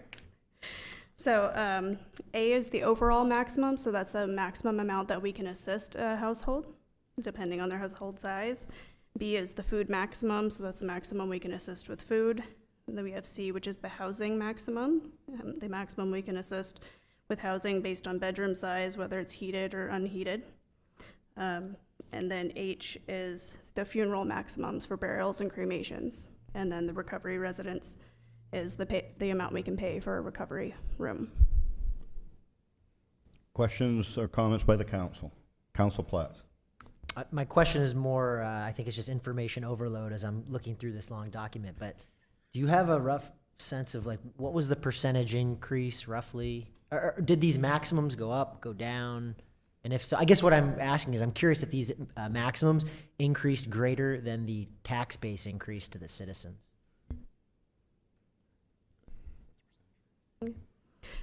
So the increase for each one is roughly about 4% for appendices A, C, and the recovery residences. And then we did see a larger increase for the funeral maximums of 9.79%. And for food, it was just 0.26%. Council Cowan. And these are increases that were declared by the state as part of the general assistance? Yes, these are the numbers given to us by the state. Just to clarify, the increase in the maximum is suggested by the state. It doesn't limit the municipality. Some municipalities may increase beyond what their maximums, beyond what the state authorizes or recommends. Is that correct? There is room in the ordinance to do that. So these maximums are based on not just Auburn. Ours happens to be the Lewiston Auburn MSA district, but there's an assessment statewide based on the cost of providing these essential services, and that's where the suggested maximums come from, correct? Yes. Other thoughts from the council? Council Whiting. Presumably, if the city neglected to update these, the state would penalize the city in some manner, I'm assuming. If we don't update these, then we wouldn't be eligible for the 70% reimbursement. Other questions or comments from the council?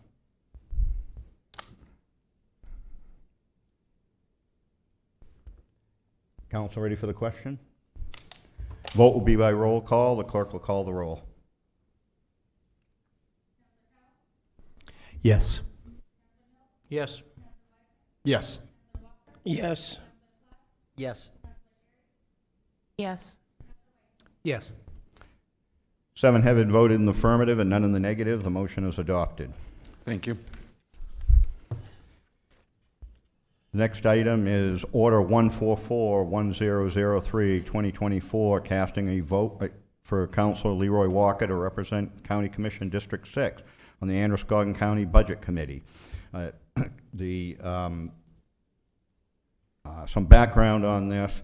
So the previously appointed representative recently passed away, and ordinarily this would come up at a later meeting, but the budget sessions at the county are going to start, and there'll be at least 2 before we next meet.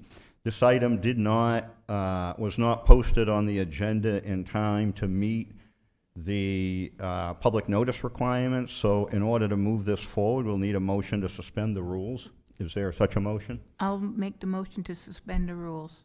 Councilor Geary has moved to suspend the rules to cast a vote for a representative to the Androscoggin County Budget Committee for County Commission District 6. Is there a second? Second. Seconded by Councilor Milks. Is there discussion by the council? Council ready for the question? Vote will be by show of hands. All in favor? Opposed? The rules have been suspended. Back to the main motion. Is there any discussion by the council? Council ready for the question? Council Whiting. You need a motion? We have a motion from Councilor Geary and seconded by Councilor thank you. Milks. Yeah. And, no, you're correct. We suspended the rules. I We'll would need a move, motion. I would move to adopt as presented. Is there a second? Second.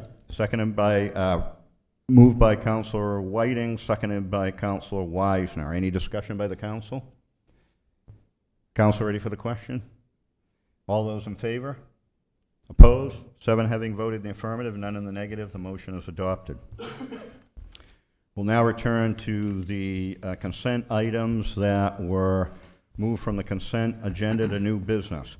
So the first item is Order 129-1003, 2024, appointing Rex Rhodes, Ward 1, to the Comprehensive Plan Committee as nominated by the Appointment Committee. Is there a motion?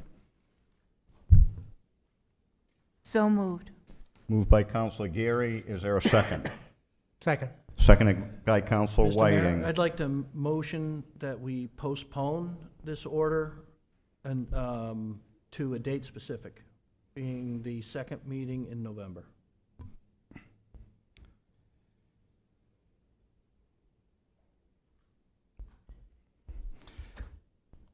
Councilor Milks has moved to postpone this item until the second meeting in November, the second regular meeting in November. Is there a second?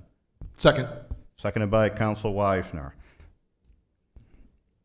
All those in, vote will be by show of hands. All those in favor? Is there, Not on a tabling motion. Excuse me, not on a postponement motion. Vote will be by show of hands. All in favor? Opposed? 3 having voted in the affirmative and 4 in the negative. The motion to postpone fails. We'll return to the main motion. Further discussion by the council.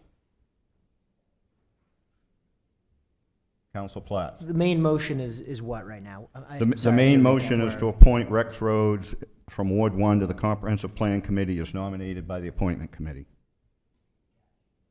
point of order, please. Ms. Carrington, can you confirm, is that accurate that, that the motion to postpone to a date specific there's no discussion to that?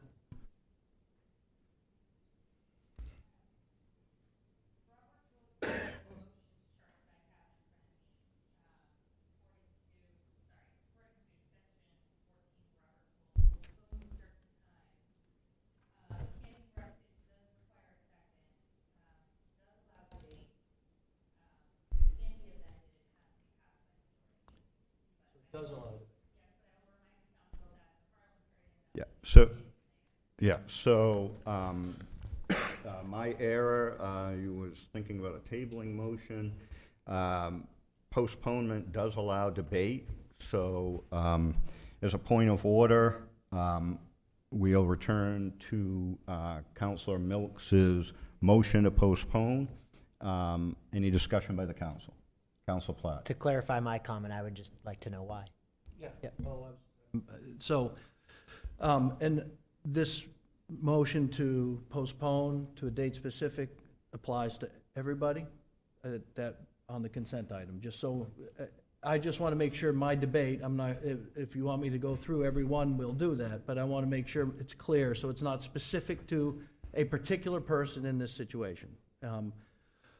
So I brought, this is the strategic plan that we did in 2019. It was something that the city put together. We had over 100 people that participated in this event. It was not an event, in a planning session that was to help the city direct what was important to the citizens of Auburn. I was on the steering committee of that, and it was an exciting time to be involved in the city because the city made a big deal about getting people involved, and there was a lot of good things that came out of this.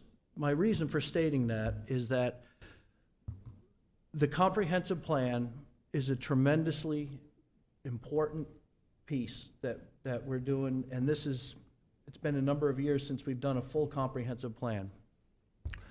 And I will fall on the sword here, that I did not realize how quickly we were moving on this. And so my concern, in certainly looking through the nominees here, we want to have a rounded group of people that represent the whole city. And now with Councilor Whiting and Councilor Cowan on there, it's heavily represented by Ward 2 and Ward 1. In fact, it's a vast majority of people are Ward 2 and Ward 1 with Councilor Cowan and Councilor Whiting on there. I believe it's 5 and 5 now on this nomination. One from Ward 3. Point of order, there would be 2 people from Ward 1, counting me and Rex Rhodes. Perhaps let me look through. I know. There's one from there's one from Ward 4, and there's one from Ward 3. And so what I would like, the reason I want to postpone this is so that we can amend the order that was before to allow additional nominees to come in for the nominating committee to consider, and then we could readdress this. I would like to see staff, I would like to see the city go out and I'd like to see a representation of, a broader representation of both wards and people in various different aspects of life. I would like to see a greater, more diverse group of people into this committee. And so I wanted to do it this way so that we're not debating each person specifically here, because it's not directed at any one particular person. And it's certainly not a criticism of the nominating committee. They did their job. I would like to see, but that's the reason for this motion to postpone to a date specific, so that we can amend the order in order to open it up and take additional nominations to see if we can get some other folks involved. Other questions or comments from the council? Yes. Council Weiser. Yeah, just comments, and Councilor Mills had alluded to it. I represent Ward 4. I think they should have an equal say what goes into this city when it comes to the comp plan, and I believe that looking at this with only one individual from Ward 4, I think that Ward 4 should have more of an opportunity to have a say within it with looking at another person or so. Obviously, that's up to the committee, the appointments committee, but I think their voice is equal as important as everybody else's. But to have stacked on Ward 2, well, I understand the applications, but I think that Ward 4 should have more of a voice and an equal voice on that as well. Thank you. Other questions or comments? Council Platt. Comment and a question. My comment, I guess, just to be clear, is I would say that the nominations in front of you are representative of the applications. if you see one person from Ward 4, it's because one or maybe two applications were received. So that's just the first comment I want to make. The names on here are representative of the amount of applications that came in from each ward. My second is, I guess, a question to the clerk or the mayor. If there were to be this delay to a named date, does that jeopardize the process, the order, or charter? Is there anything stopping us from doing that? Would that be problematic in any way other than extending? Yeah, there would be nothing to prevent the council from postponing this, and I think the effect of that would be to delay the start of the comprehensive plan process. Other questions or comments from the council? Yes, and this is directed Council towards Eisner. the clerk. Thank you. I saw it in the sheet that it said 19 applications, but I only saw like 10 that were directed towards the for the comp plan.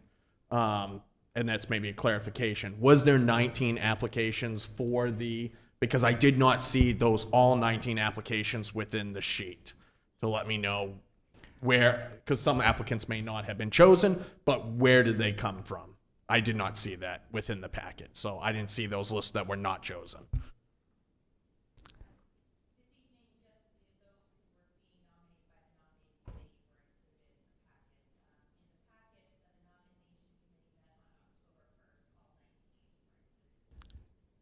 And all of the counselors were provided by email pursuant to the policy at least 2 days prior to the appointment committee meeting, the package with the application for all 19 nominees, correct? Mr. Mayor? Yes. And Councilor I'd Miller. want to clarify again for Councilor Platts and for everybody else, this isn't a criticism of the application process or the nominating process. My concern is that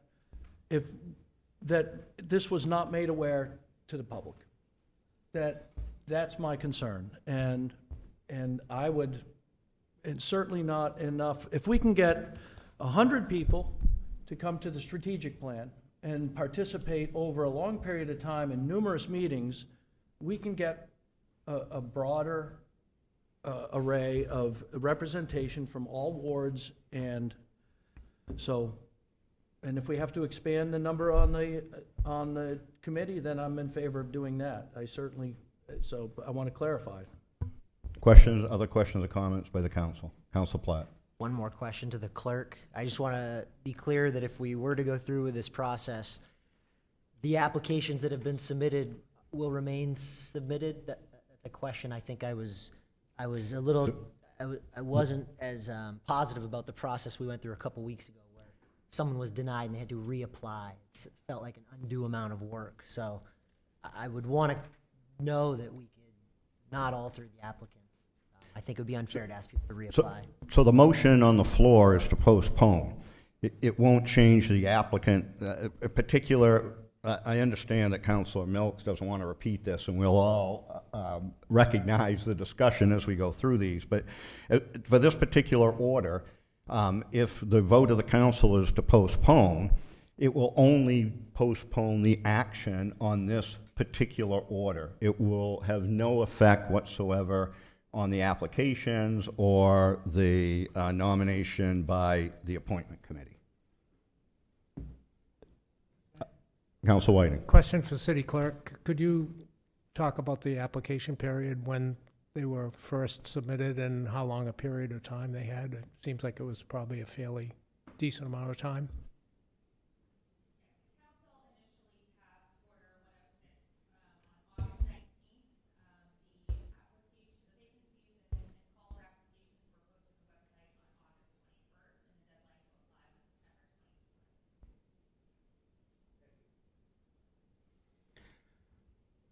Council Gary. Thank you, Mr. Mayor. So if this is postponed till the date the good counselor mentioned, we're going to have to call another appointments committee meeting to go through these? No, the motion before the council is to postpone. It would just move this current order from this agenda to appear on the agenda at the second regular meeting of the council in November. It would not in any way change the nominations. Additional applications wouldn't be sought. It would just move the agenda item to a different date for action by the council. See, that's where it's got me confused, because the good counselor's talking about he would like to, well, there's two counselors that were talking about they'd like to see more equal opportunity for all the 5 wards in order to be put on this committee. And if that's the case, that, in my mind, it would mean that we would be taking more applications and reviewing the whole pile, the new pile plus this, what we've just now gone through, and then we'd have to bring back the new list of names and we'll vote on it. Because if we just delayed this, we're still gonna have to vote on this slate of candidates for these positions. Other questions or comments by the council? Council Mills. That's correct. The goal would be to get more people involved that we're gonna have to decide on, or increase the number of people that we put on the committee. That's, the goal is to have additional candidates submit. Correct. And I'd like to see I'd like to see us make a concerted effort to get out and get a wider array of folks. Other questions or comments by the council? Council Whiting. Just to comment on the composition of this committee, it's similar to the 2010, but I think it's more broadly representative. It's got the mayor, 2 city councilors, 2 planning board members, 2 experts who could be outside this, from outside of the city or from within the city, 10 members of the public, city manager, assistant city manager, and of course the mayor, non-voting members. And I guess my question about this whole discussion is, if we're discussing a motion to postpone, that's completely separate from reopening the process. That would require a different motion, I would think. That would, I guess I'm asking the mayor. That is correct.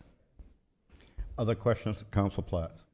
Yeah, and if I'm getting too far off the debate for this particular motion, please stop me.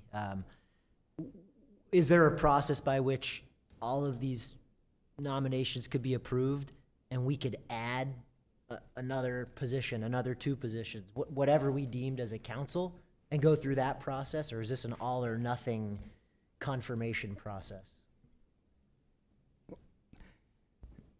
So the council could take further action at a future date to change the composition of the committee by adding additional members.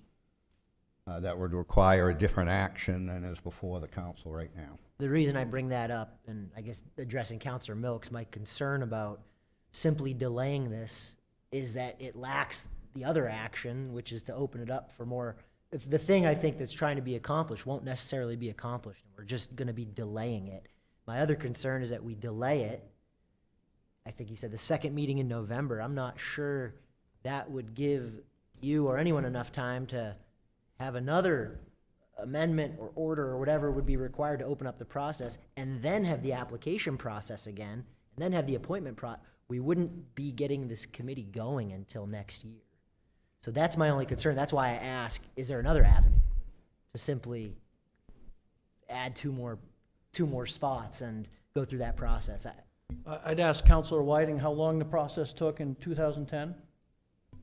It took a couple years, but it shouldn't take that long. So it took a couple years in 2010. So to me, something this important, if we have to delay it, and I think that's a good point, and we should delay it maybe into December, that if it took two years in 2010 and it takes 2 years now, then I think that's okay.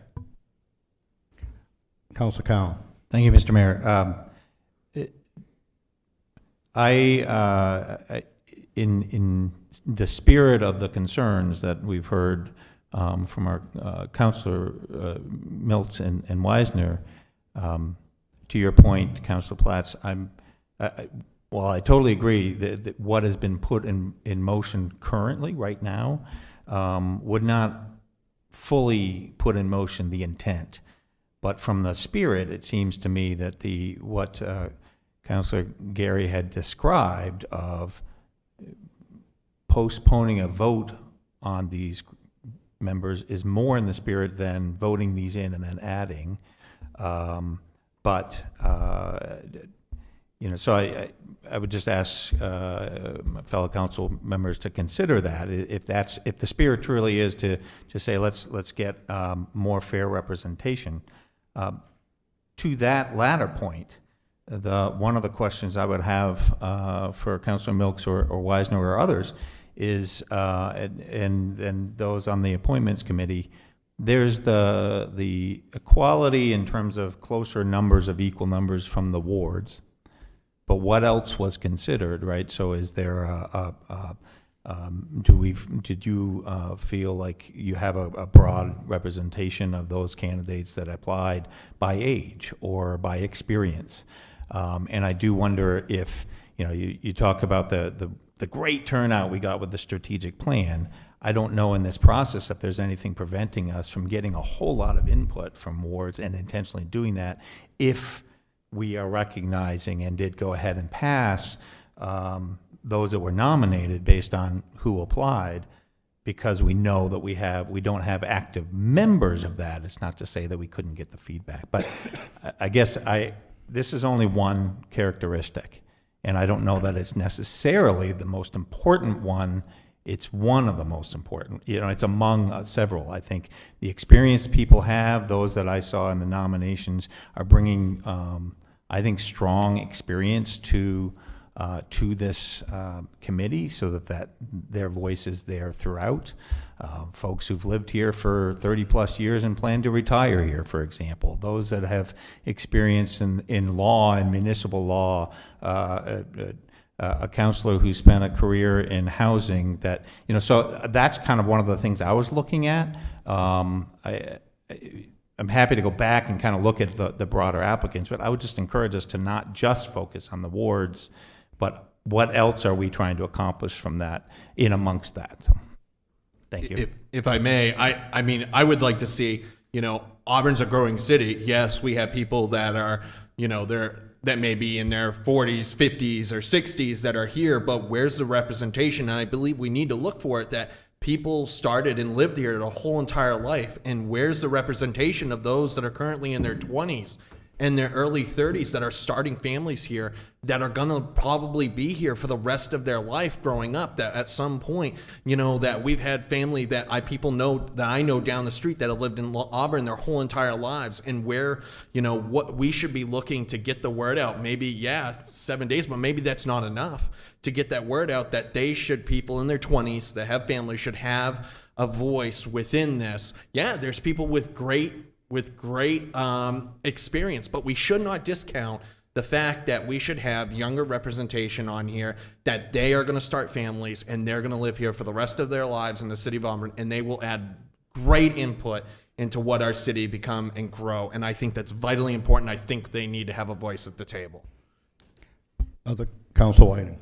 I completely agree, but we're a captive of the system we've created. We have an appointment committee which responds to applications which we receive from people who see the invitation and respond.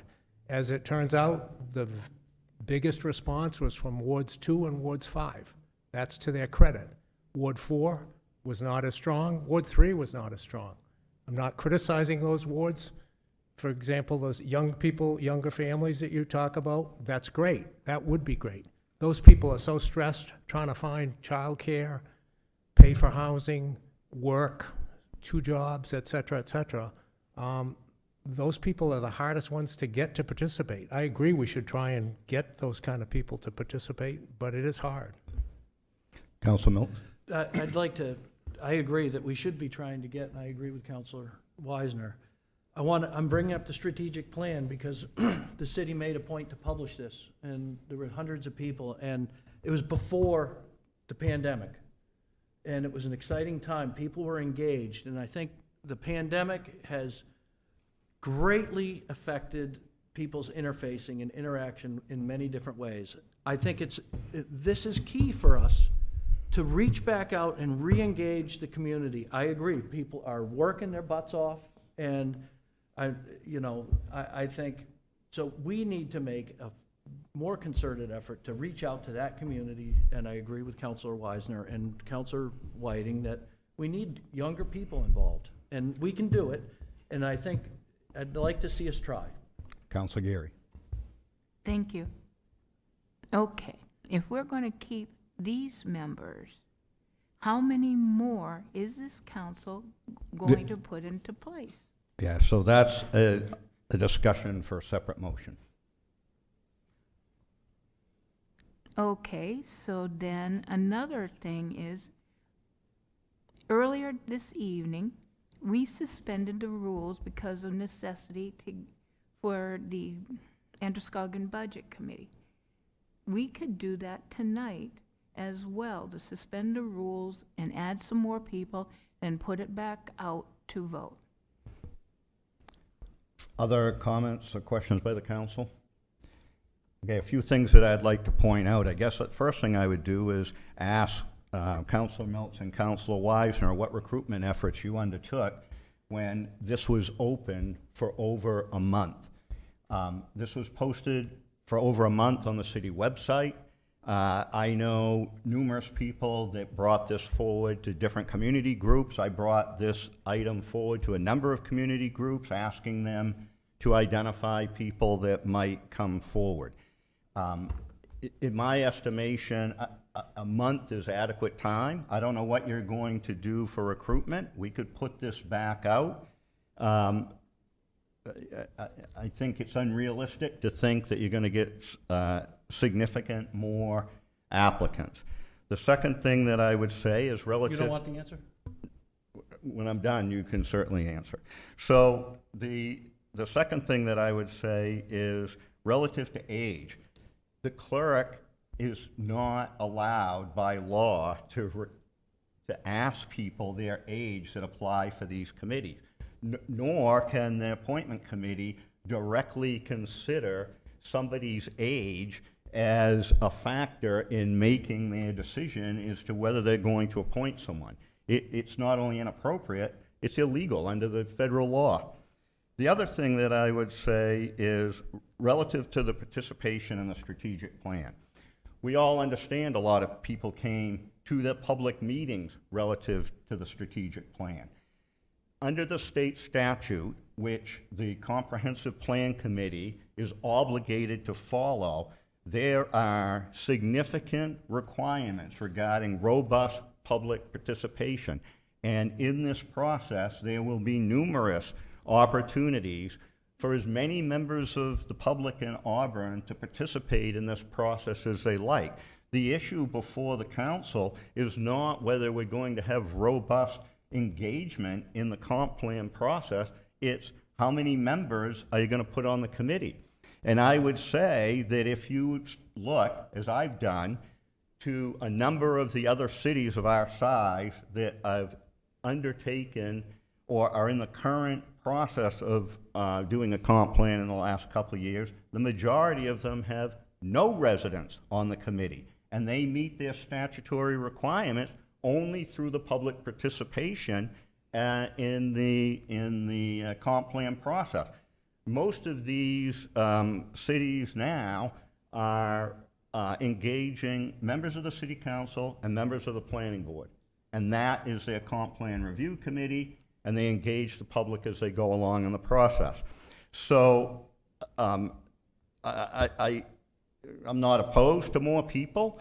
But I guess the second question I would have for the body is, where were the concerns on August 19th when there was a unanimous approval of the order by the council? Nobody brought up any questions at that time about how many people or what the composition of this committee was going to be. It's only now, after the nominations are before the committee, that the question's being raised about who the nominees are and what the size of the committee should be.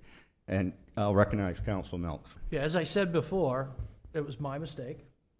I shouldn't have voted for because I was unclear, and that was my own mistake at the time of the vote. So that's number one. I hold myself accountable to that.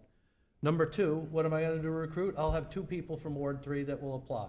And once we have people that apply, we'll we'll bring all these up, and then we can have debate on all the, there's 11 people on this list, but it doesn't mean all 11 of these people are going to be chosen by the city council. So I think that if we can come and bring back a couple of folks from the different wards, I'd like to see someone with kids in the school system, for instance. That could be a criteria. So that's the answer to question one. I hold myself accountable that I didn't read the thing enough as I should have, and I should have objected at that point. But now I am, and I will get at least 2 people from Ward 3 to apply. Other questions or comments by the council? Council Cowan? I'd just like to underscore, I appreciate the context that you provided, Mr. Mayor, but to me, this is a long process for a committee. You need to have people that are able to do that. I do have concerns that most family members, with young families, it would be hard. I would never have been able to do it with young families, young children. But that is not to say that we would not be able to get the voices involved, and I think that's an alternative for us to all think about, is that we do and we must get those voices from throughout the city to get to those groups that are harder for someone to be committed to the long-term and entire process, but could be part of perhaps a couple meetings that were really focused on certain groups. So I think there's still ways to get to what we probably are trying to do, and that is the participation and making sure we're getting people excited about the great potential of building what is already great potential in Auburn. Council Miller. And I'd just like to, my final point, and one of the things that I heard was consistent on the strategic plan, is people saying, I feel like this is the first time that the city's reached out to me to be involved, and it seems like it's the same people making the decisions all the time, and people got really excited about that. COVID hit us, so that was feedback then. So I'd like to see us re-engage that. It's one of the reasons I ran was my involvement in the strategic plan. I don't know whether that's a selling point for you or not, Mayor. But. Other questions or comments by the council? The council ready for the question? So the question before the council is to postpone Order 129-1003-2024 until the second regular meeting in November. The vote will be by show of hands. All in favor? Opposed? 4 having voted in the affirmative and 3 in the negative, the motion is adopted. The next item is Order 130-1003-2024, appointing Rebecca Swanson Conrad, Ward 2, to the Comprehensive Plan Committee as nominated by the Appointment Committee. Is there a motion? I'd like to move to, do we have to move? Can I go ahead and make the motion that I'd like to move that we postpone this to date specific being the second meeting in November. Point of order. I had heard that the motion to postpone and why I voted against it was because it was encompassing all of the committee. Council Milks had stated that, So, I thought, in his motion. My understanding of Councilor Milk's request is that we have to take each one of these in order. We can't vote on these in bulk now that they're off the consent agenda. My understanding, and Councilor Milks can correct me here, my understanding of his request is that the rationale and discussion behind the postponement motion would not have to be repeated for each one of these orders for efficiency of time of the council, and a request that the council would recognize those discussions as we move through this list. That if we could do it for all of them, I would do that, but we have to do it for each one, so that's why I'm doing the nomination, Correct. doing the motion. Correct. Okay.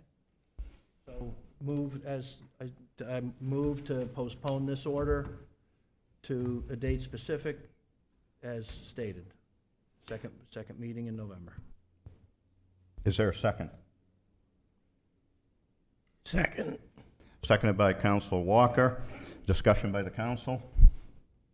Council ready for the question? All the, vote will be by show of hands. All in favor? Opposed? 4 having voted in the affirmative and 3 in the negative, the motion is adopted. The next item is Order 131, 1003, 2024, appointing John Cleveland, Ward 2, to the Comprehensive Plan Committee as nominated by the Appointment Committee. Is there a motion? I'd like to move to postpone this to a date specific, second meeting in November. Is there a second? Second. It's been moved by Councilor Milk, seconded by Councilor Wisner. Discussion by the council.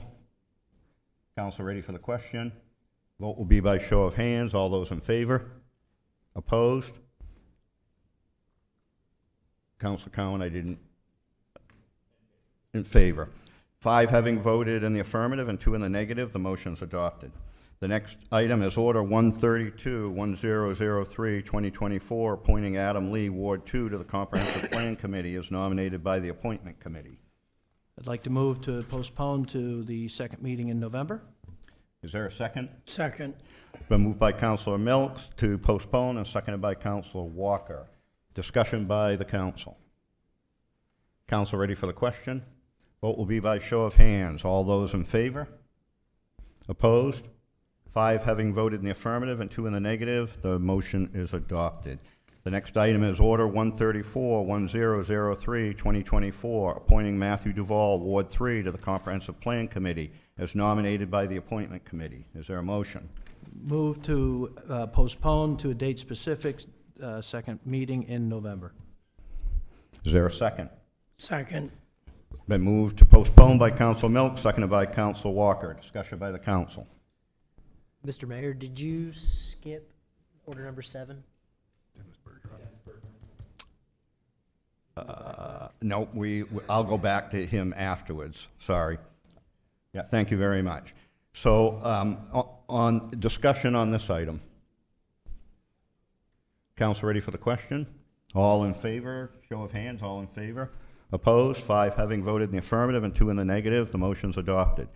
The next item is Order 133, 1003, 2024, appointing Dennis Bergeron, Ward 2, to the Comprehensive Plan Committee as nominated by the Appointment Committee. Is there a motion? I move to postpone to date specific, second meeting in November. Is there a second? Second. Been moved to postpone by Council Milk, seconded by Council Wisner. Is there discussion by the council? Council ready for the question? Vote will be by show of hands. All those in favor? Opposed? 5 having voted in the affirmative and 2 in the negative, the motion is adopted. The next item is Order 135, 1003, 2024, appointing Kelly Butler, Ward 4, to the Comprehensive Plan Committee as nominated by the Appointment Committee. Is there a motion? I move to postpone to a date specific to the second meeting in November. Is there a second? Second. Been moved to postpone by Councilor Milk, seconded by Councilor Walker. Discussion by the council. Council ready for the question? Vote will be by show of hands. All in favor? Opposed? 5 having voted in the affirmative and 2 in the negative, the motion's adopted. The next item is Order 136, 1003, 2024, appointing Bruce Rio, Ward 5, to the Comprehensive Plan Committee as nominated by the Appointment Committee. Is there a motion? Move to postpone to a date specific, second meeting in November. Is there a second? Second. Been moved to postpone by Council Milk, seconded by Council Walker. Discussion by the council. Council ready for the question? Vote will be by show of hands. All those in favor? Opposed? 5 having voted in the affirmative and 2 in the negative, the motion is adopted. The next item is Order 137, 1003, 2024, appointing Jane Coslow, Ward 5, to the Comprehensive Plan Committee as nominated by the Appointment Committee. Is there a motion? Move to postpone to a date specific, second meeting in November. Is there a second? Second. It's been moved to postpone by Councilor Milk, seconded by Councilor Wisner. Discussion by the council. Council ready for the question? Vote will be by show of hands. All those in favor? Opposed? 5 having voted in the affirmative, 2 in the negative, the motion is adopted. The next item is Order 138, 1003, 2024, appointing Dana Staples, Ward 5, to the Comprehensive Plan Committee as nominated by the Appointment Committee. Is there a motion? Move to postpone to a date specific, second meeting in November. Is there a second? Second. Counselor Milks has moved to postpone, seconded by Counselor Walker. Discussion by the council. Council ready for the question? Vote will be by show of hands. All those in favor? Opposed? 5 having voted in the affirmative and 2 in the negative, the motion is adopted. I believe we did do that. We'll check with the clerk. Did we cover them all? Okay, thank you.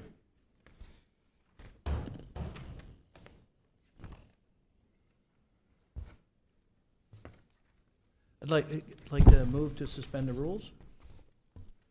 Purpose? Open up in order to open up the nominations for the, to do another order to open up the nominations for.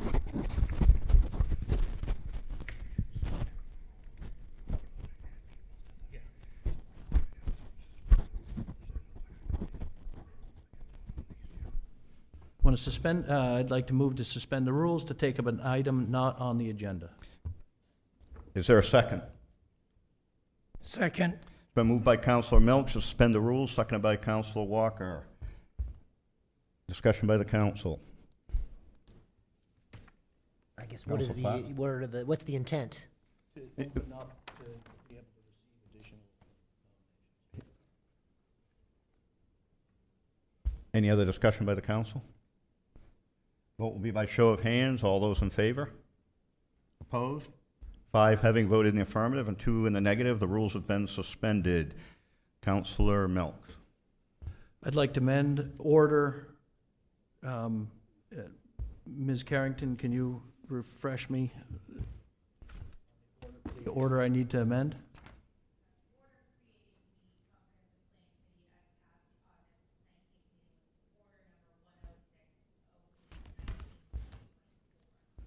Can you read the order number again?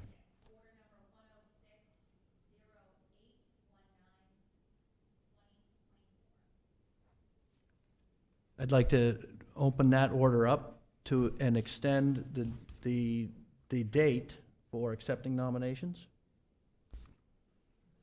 to the first meeting in November.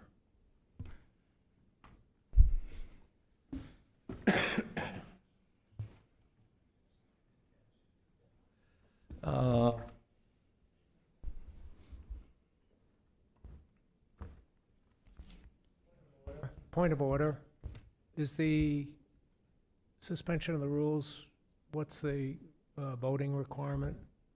Is it 5-2 sufficient?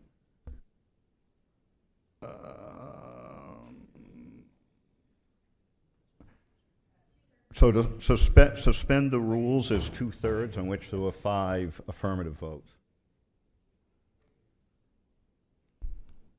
Councilor Mills? Yep. Calendar to extend to November 8th. That would give us time to have an appointment. So the motion on the floor by Councilor Milks is to amend Order 10608.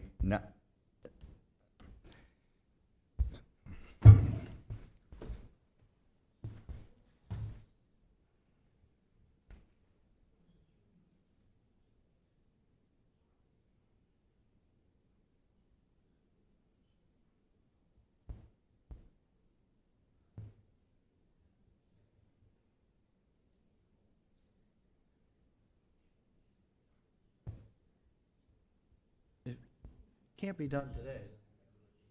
Just trying to avoid doing it.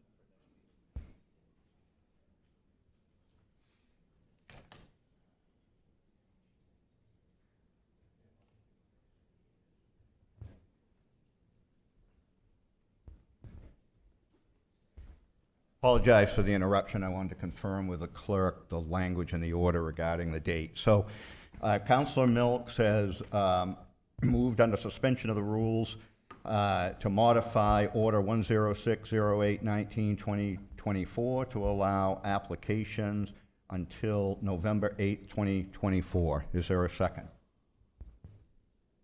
A second. Seconded by Council Weisner. Discussion by the council. Councilor Whiting. Just a clarifying question. That would be, at least with my understanding, is that the people who've applied, they would be considered to have applied, and that their applications would be considered valid and not require them to reapply? Correct. Any further questions, Councilor Gary? Thank you, Mr. Mayor. How many more are we going to be adding to this committee? Or are we going to relook at all these and stick within the guidelines of the original charge? Well, Of as many- the motion before the body is to allow applications to remain open until November 8th. And that's the scope of the motion. So then, in other words, we're still tied to the 10 members. We're just going to open the pool bigger to accept more applicants to apply for the 1 in 10 positions. In effect, based on the earlier action, the 10 members, or not, excuse me, members, the 10 nominees put forth by the appointment committee will be considered, it was a postponing action, will be considered by the council at the second regular meeting in November. This motion does nothing more than open up applications, changes nothing else in the order. So in other words, when this closes and the counselors get all a copy of everybody to put their application in, and it comes to our committee for up and down, whoever is best qualified to serve, how many are we going to have to be, not have to be, how many are we going to be privileged to add to this whole board? Well, at this point in the proceedings, none. But I'm assuming that Councilor Milks will have some follow-on motion regarding the number of members of the committee. All this motion that's before the body right now is to extend the application period. But Councilor Geary, your point is well taken, which is absent anything further, there would be nothing, even if there's additional applicants, there would be nothing for the appointment committee to consider. But I'm assuming, rightfully so, I think, that Councilor Milks is not done with his motions relative to the prior order. Is there further questions or discussion by the council? Councilor Geary. Thank you, Mr. Mayor. I think that his his motion should include the number, and we get it all said and done in one motion. Yeah, so I think the motion that's before the body is clear, and it's, all it does is extend the date in which applications will be accepted. And I'm assuming, I think rightfully so, that Councilor Milks, once we deal with this motion, will bring forth a motion relative to the composition of the committee that's in the prior order. Councilor Milks? Yeah, and it also, we haven't voted on whether or not the council is appointing all 10 people that have been brought forward. That's correct, but... That doesn't mean that just because these 10 were nominated, that all 10 are going to get approved either. There might be room for other people.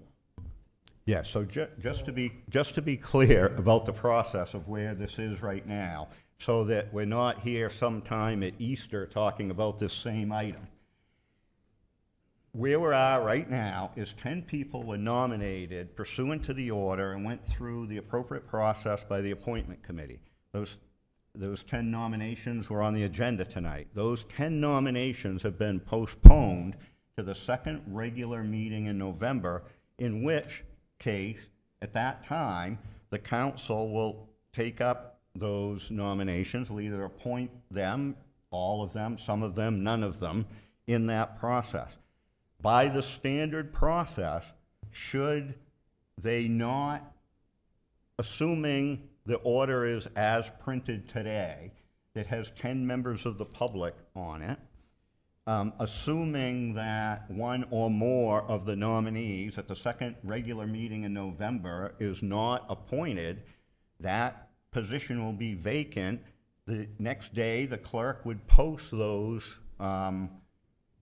openings for consideration.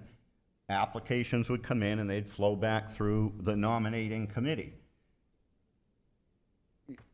If there is further action this evening by the council to amend the composition of the committee in some way, and there is this extension of the time that was set forth in the original order to accept applications, the committee, the appointment committee, could consider any additional applications that come in. People that were on the prior list of the 19 might reapply, new people might reapply, and you could consider nominations for those positions. Is there questions by the council about that? Are there any further discussions on the motion? Council ready for the question? As a reminder, this is to amend the prior order 1060819-2024 to allow a nomination period until November 8th. Council ready for the question? Vote will be by show of hands. All those in favor? Opposed? 5 having voted in the affirmative and 2 in the negative. The motion is adopted. Council Milks? I don't have to make another modification to the size of the committee today. That can be done in another meeting. That's correct. You have nothing further? Nothing further. Okay. We'll move on in the agenda. The next item in the agenda is reports.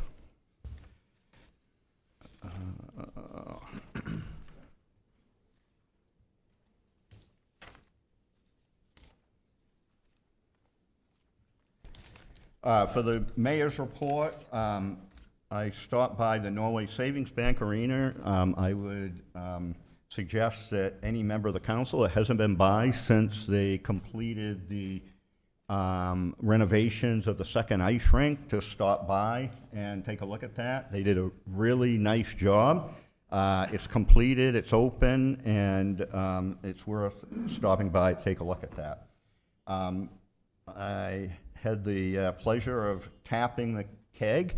I had to practice my Bavarian for 2 weeks to be able to say that the keg was tapped in Bavarian, but Lost Valley had a great event, really great turnout for Oktoberfest. They have lots of events.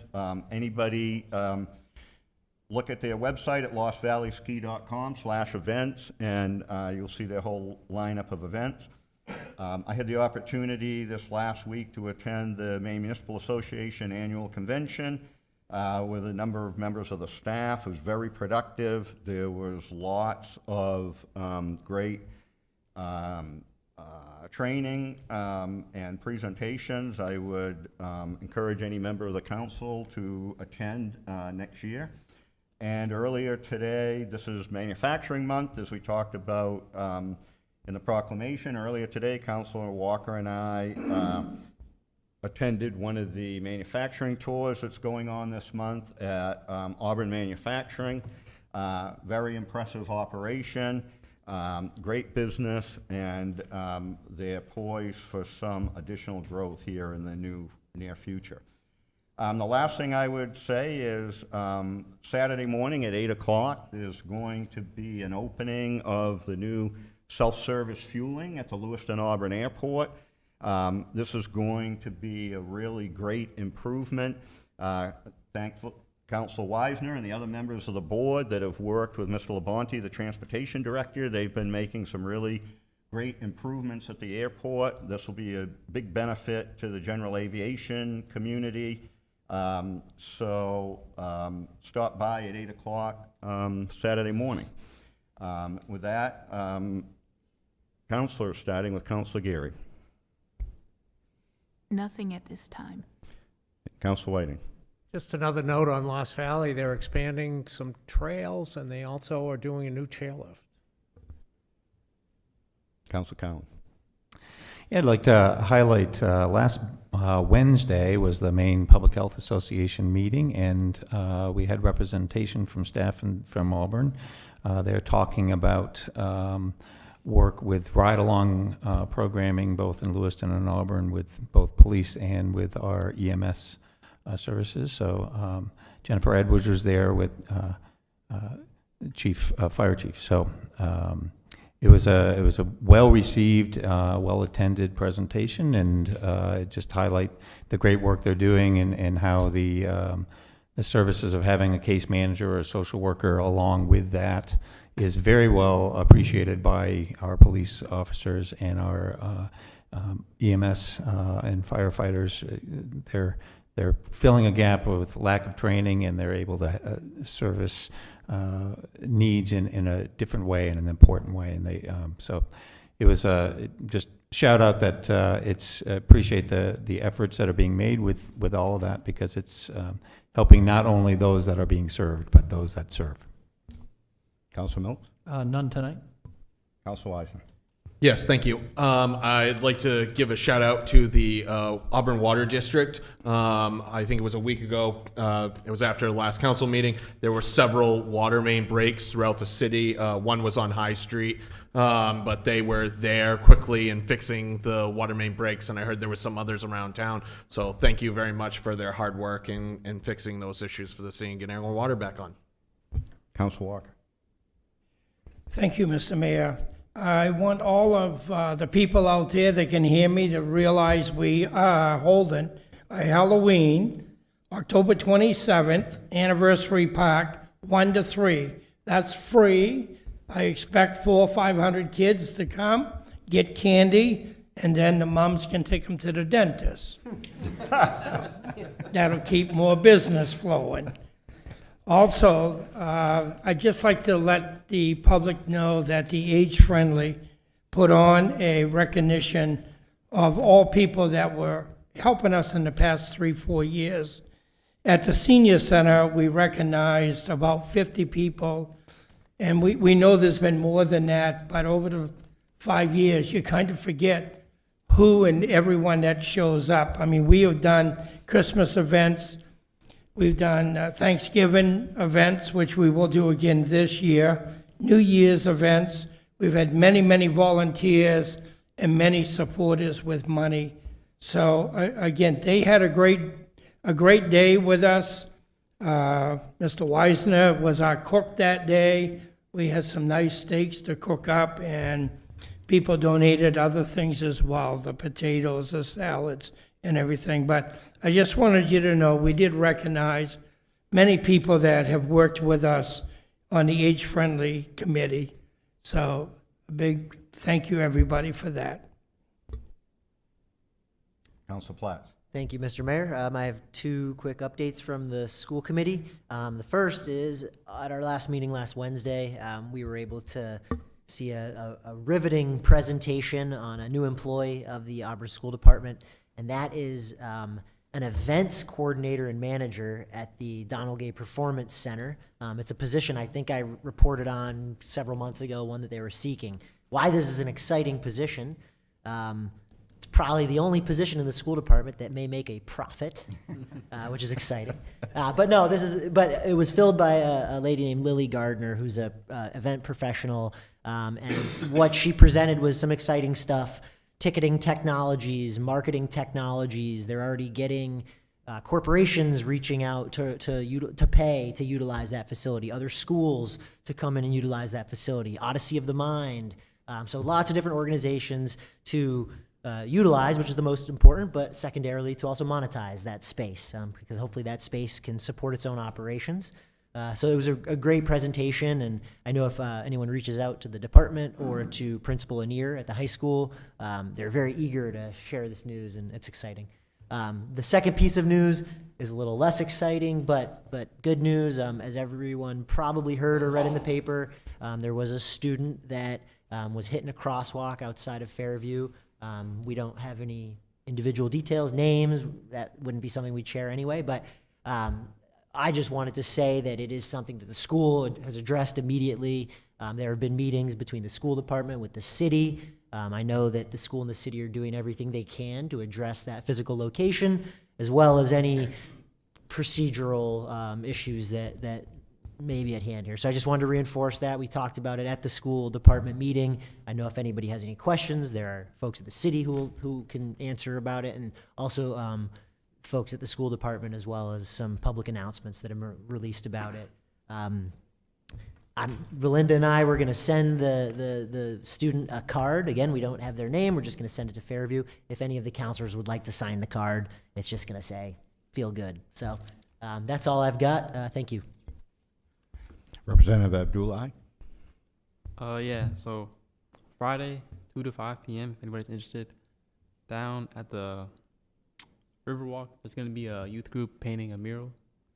So, and I'm pretty sure they're doing it with the City of Auburn. Anyone's interested in looking. But other than that, yeah. Thank you. Mr. Manager? So just a couple things. As you all are aware, we had a pretty significant fire at the new apartments at Mount Auburn Ave. Got some good news to share. Our city staff have met with the development group, and they are planning to rebuild those apartments. Their permits are still valid, and they have approval to continue with the construction. So they'll be cleaning up the site and starting a new building. They should start the work in about 7 to 10 days to start the cleanup. Quick update on 46 Fair Street. Staff are working with the owner to get an engineer's report on a structural issue that was discovered during construction inspections in August, and now staff is reporting that the owner has not been responsive.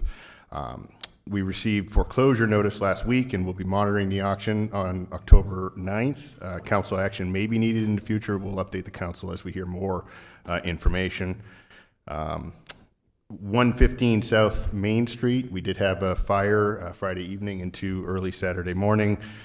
Just a quick update, the residents have already met with the Red Cross over the weekend, but continue to get assistance. 2 of the 4 units should be able to be salvaged, most of their personal belongings. The other 2 are a total loss. It is likely that the building will not be able to be occupied for an extended period of time. And then lastly, got the county, I know it's been mentioned a few times, but the county budget proceedings did start. Just an initial kind of introductory meeting last Wednesday. This Wednesday, we'll get into more detail in that. So if councilors have comments or things that they want to bring forward to me, please do so. Now's the time. Just as a follow-up, I appreciate the update on the apartments up by BJ's. Is there any idea about the building that wasn't damaged, when that will open? Is it going to wait until all the construction's done, or will they open that up when it's finished? Unfortunately, I don't have that timeline, but I can certainly get that back.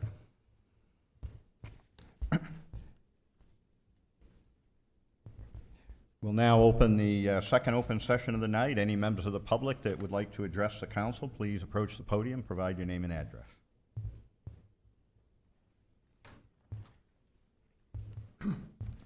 Stephen Beal, 575 Johnson Road. I would like to ask if I could raise a point of information about a matter that was on the agenda regarding the appointment and nomination process for the Comprehensive Plan Committee, which I think is an important matter that was not covered. Not for items that were on the agenda tonight. Thank you. Is there any other member of the public that would like to address the council?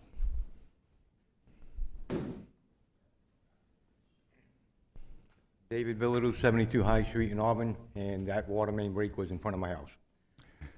I'd just like to know, I want to thank the water district for getting the water back on in a timely manner, but the mud, today with the rain, the cars sliding, people are sliding, walking, when's the road going to be fixed?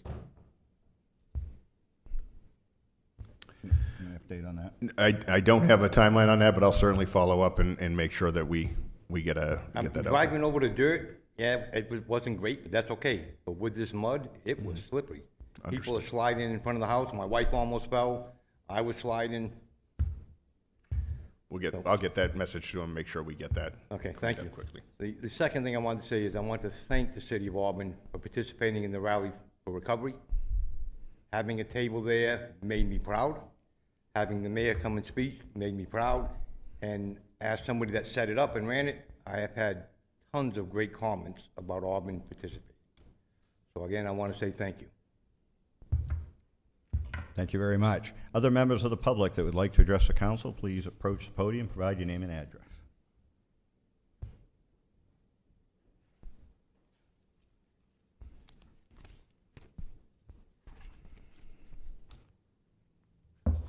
My name is Anthony Correo. I'd like to know why we're spending hundreds of thousands of dollars on reevaluation when the assessor has established that he can do that from his office. He took 3,000, his sample size was 3,000.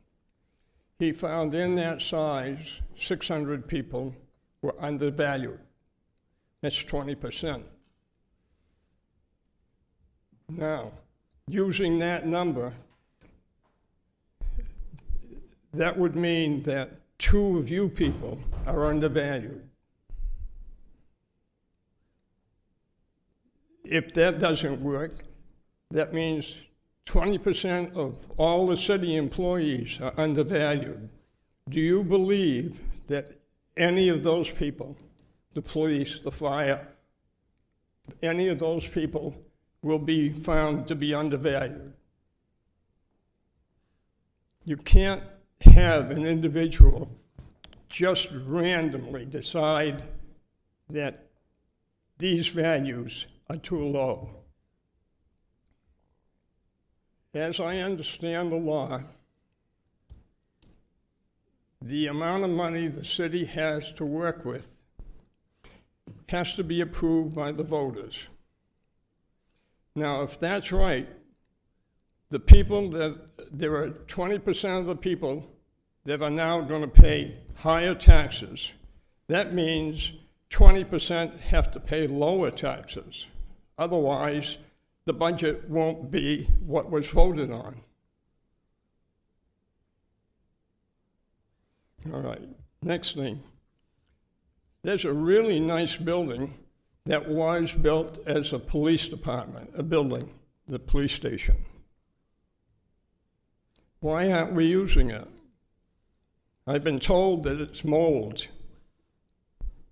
If you put $500,000 into rehabilitating that building, it would still be a bargain. And one of the interesting things about that building that will never happen again, that building was built to accommodate a second floor, not to be torn down, to actually accommodate a second floor when it was needed. We'll never do that again. We now operate, municipal buildings are now on the 50-year plan. If a municipal building is 50 years old, we rip it up. The fire station's coming down on Minot Avenue. The high school came down. This is grandfathered. Boy, I'll bet they like to get at this. Okay, next, tips. Tips aren't benign. They give the developer a 50% break. But those costs that he's not supporting are being borne by the taxpayers. The children in these buildings, the fire, police protection, all the services that are being offered by the city are still occurring. Only the recipient of the TIF is exempted. I don't know now. I've been told that the big building that just burned, that those 2 buildings were built on tips. Those are 50 apartments each.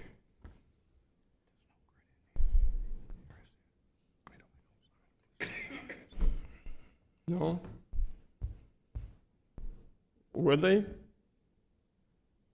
Oh, I don't know, okay. All the buildings on Upper Court Street, all those on the right before you get to the high school, all those are built on tips.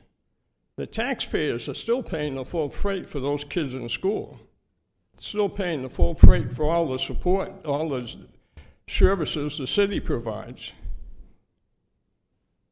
So I think people should be aware, when you give out those tips, those aren't free. Somebody's paying for them. Thank you. Thank you. Other members of the public that would like to address the council, please approach the podium and provide your name and address. I can't hear you. I can't hear you. Oh, thank you very much. Okay. Yeah, any other members of the public that would like to address the council, please approach the podium. Provide your name and address.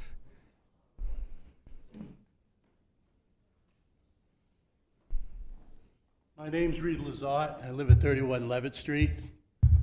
And 2 years ago, when the paper came out from the state that we could sign up being over 65 to cap our taxes, I signed up. My taxes came in that year, didn't move a penny. Jesus, nice.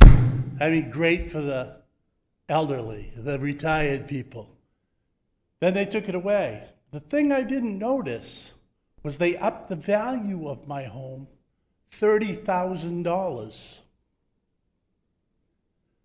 When my taxes came in this year, they upped the value from that another $25,000.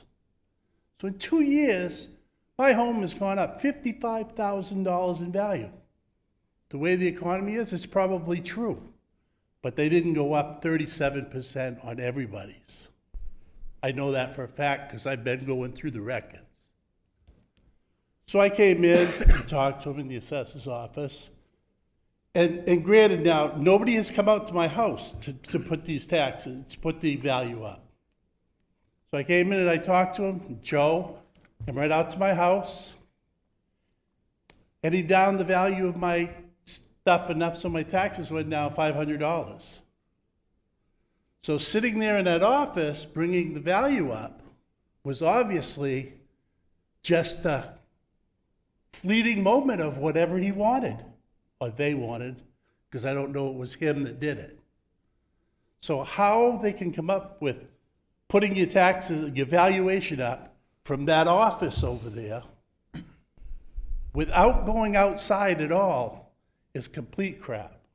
I mean, that should not be done. Because when he did do it, they went down. So, I don't know, I just think that, then he told me that everybody's taxes went up this year. And that's a falsehood. Because I checked through the records again. And some did go up. The valuation went up 10,000. Mine went up 25. It just, I mean, if they'd have come in and said 10% across the board, everybody's taxes are going up, that would be fair. Because the economy has changed so much. But doing it the way that they do it needs to really be looked into by somebody. Thank you. Thank you. Any other member of the public would like to address the council, please approach the podium, provide your name and address. Seeing none, we'll close the open session. I think a few clarifying comments here about some of the public comments. Relative to the police department building on Minot Avenue, the city does not own that building. Some number of years ago, perhaps Councilor Geary or Councilor Walker would know when, because they were probably on the council, but some time ago, that building was sold and is owned by a private party. So the city has no control over that building. Regarding TIFs, I think it's important for people to understand that developers actually, for the TIF itself, do not get any money from the city. So the gentleman's comment about money going back to developers and the city still has to pay for all their services is spot on. And the council has had a number of discussions this year with this council about this very issue. So just, TIFs are complicated, but I think the quick summary is, a TIF protects the city from that valuation being counted in our calculations for things like school aid, general revenue sharing, so it's a positive thing for the city. The offset for that is the city is limited in what they can do when they get taxes from that, when they get the taxes from that developer. But under a straight TIF, the developer is still paying the full amount of the taxes.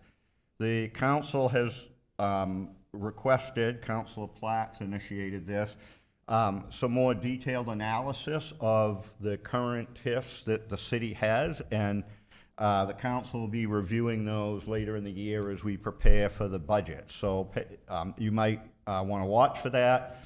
To the gentleman's point, if you have a TIF, it's possible to have what's called a credit enhancement agreement. And a credit enhancement agreement is when the city provides money back to the developer. So this is where the gentleman's point is spot on. So I'll just make up an example. Let's say there was a developer, they wanted to put in a warehouse, and we did a TIF because it's advantageous for the taxpayers in the city, and the question was to have a credit enhancement agreement, let's say to give whatever percentage the council votes on. It's not necessarily 50%. I know there's been some in the paper from Lewiston that were 50%, but it can be any percentage that the council authorizes for any period of time. And typically what the council's looking for is improvements that are made in conjunction with that development. So a good example would be up on Grace Lawn Road. The city wanted the sidewalk extended down by the mall. It was outside the scope of the developer's work. The council, prior council, provided a credit enhancement agreement because it was advantageous for the city to just have all this construction done at the same time, and they reimbursed the money. So I think the current council's discussion has been credit enhancement agreements. There has to be some cognizable public benefit before the council would consider a credit enhancement agreement. So actually on Court Street, those apartments are in a TIF, but the prior council voted not to extend a credit enhancement agreement. So there is no money in that case. That's just an example. There's no money going back to the developer. We're happy if folks have more questions about TIF. Happy to have you get a hold of me, and we can sit down and give you a more detailed rundown on how TIFs work. The last thing I want to mention is there's some confusion here about what happened with the property taxes. So I appreciate the gentleman's comments that he didn't think that the valuation and the market rate adjustment was correct. He came in, he met with the staff, they took a look at it. That is a standard procedure. If anyone has a disagreement with their valuation, we encourage them to make an appointment with the assessor's office, come in, talk about it. Sometimes it ends up being beneficial to the taxpayer, like it did in this case, and sometimes it doesn't. But to be clear about how this works, so the gentleman is correct. The property tax levy, the city can only levy property taxes for the amount of approved in the budget by the council. What's happened is that in between reevaluations, the assessor's office looks broadly at the property classes, and if there's escalation in the valuation of a particular class, they do what's called a market rate adjustment. This last year, it was 12% for residential. It was 12% for multifamily. The prior year, there was about a 10% for multifamily, and the year before that, 16% for residential. That's across the board. It's a percentage that's applied to all of the properties in that class. This is an unusual circumstance we're in with rapidly escalating values of property, and it's caused a structural shift so that more of the burden of the property tax is being borne by the residential taxpayers. One of the reasons, and maybe one of the primary reasons the council appropriated the money to do a reevaluation, is so that we can actually go to every residence, every business, every lot, vacant lot, and assess the value to true this up. Because we do not have enough data to do market rate adjustments on industrial, commercial, retail, vacant commercial land, and we want to find out what the actual values of those are, so if we have a disproportionate shift on the residential taxpayers, that we can correct that. So I wanted to clarify some of those things. Happy to have members of the public give me a call. Happy to meet with you or groups of people to go over this in more detail as to how this whole market rate adjustments has worked. With that, we have no executive session for this evening. Is there a motion to adjourn? Motion to adjourn. Second. It's been moved and seconded. All in favor of adjournment? Opposed? The council will be adjourned.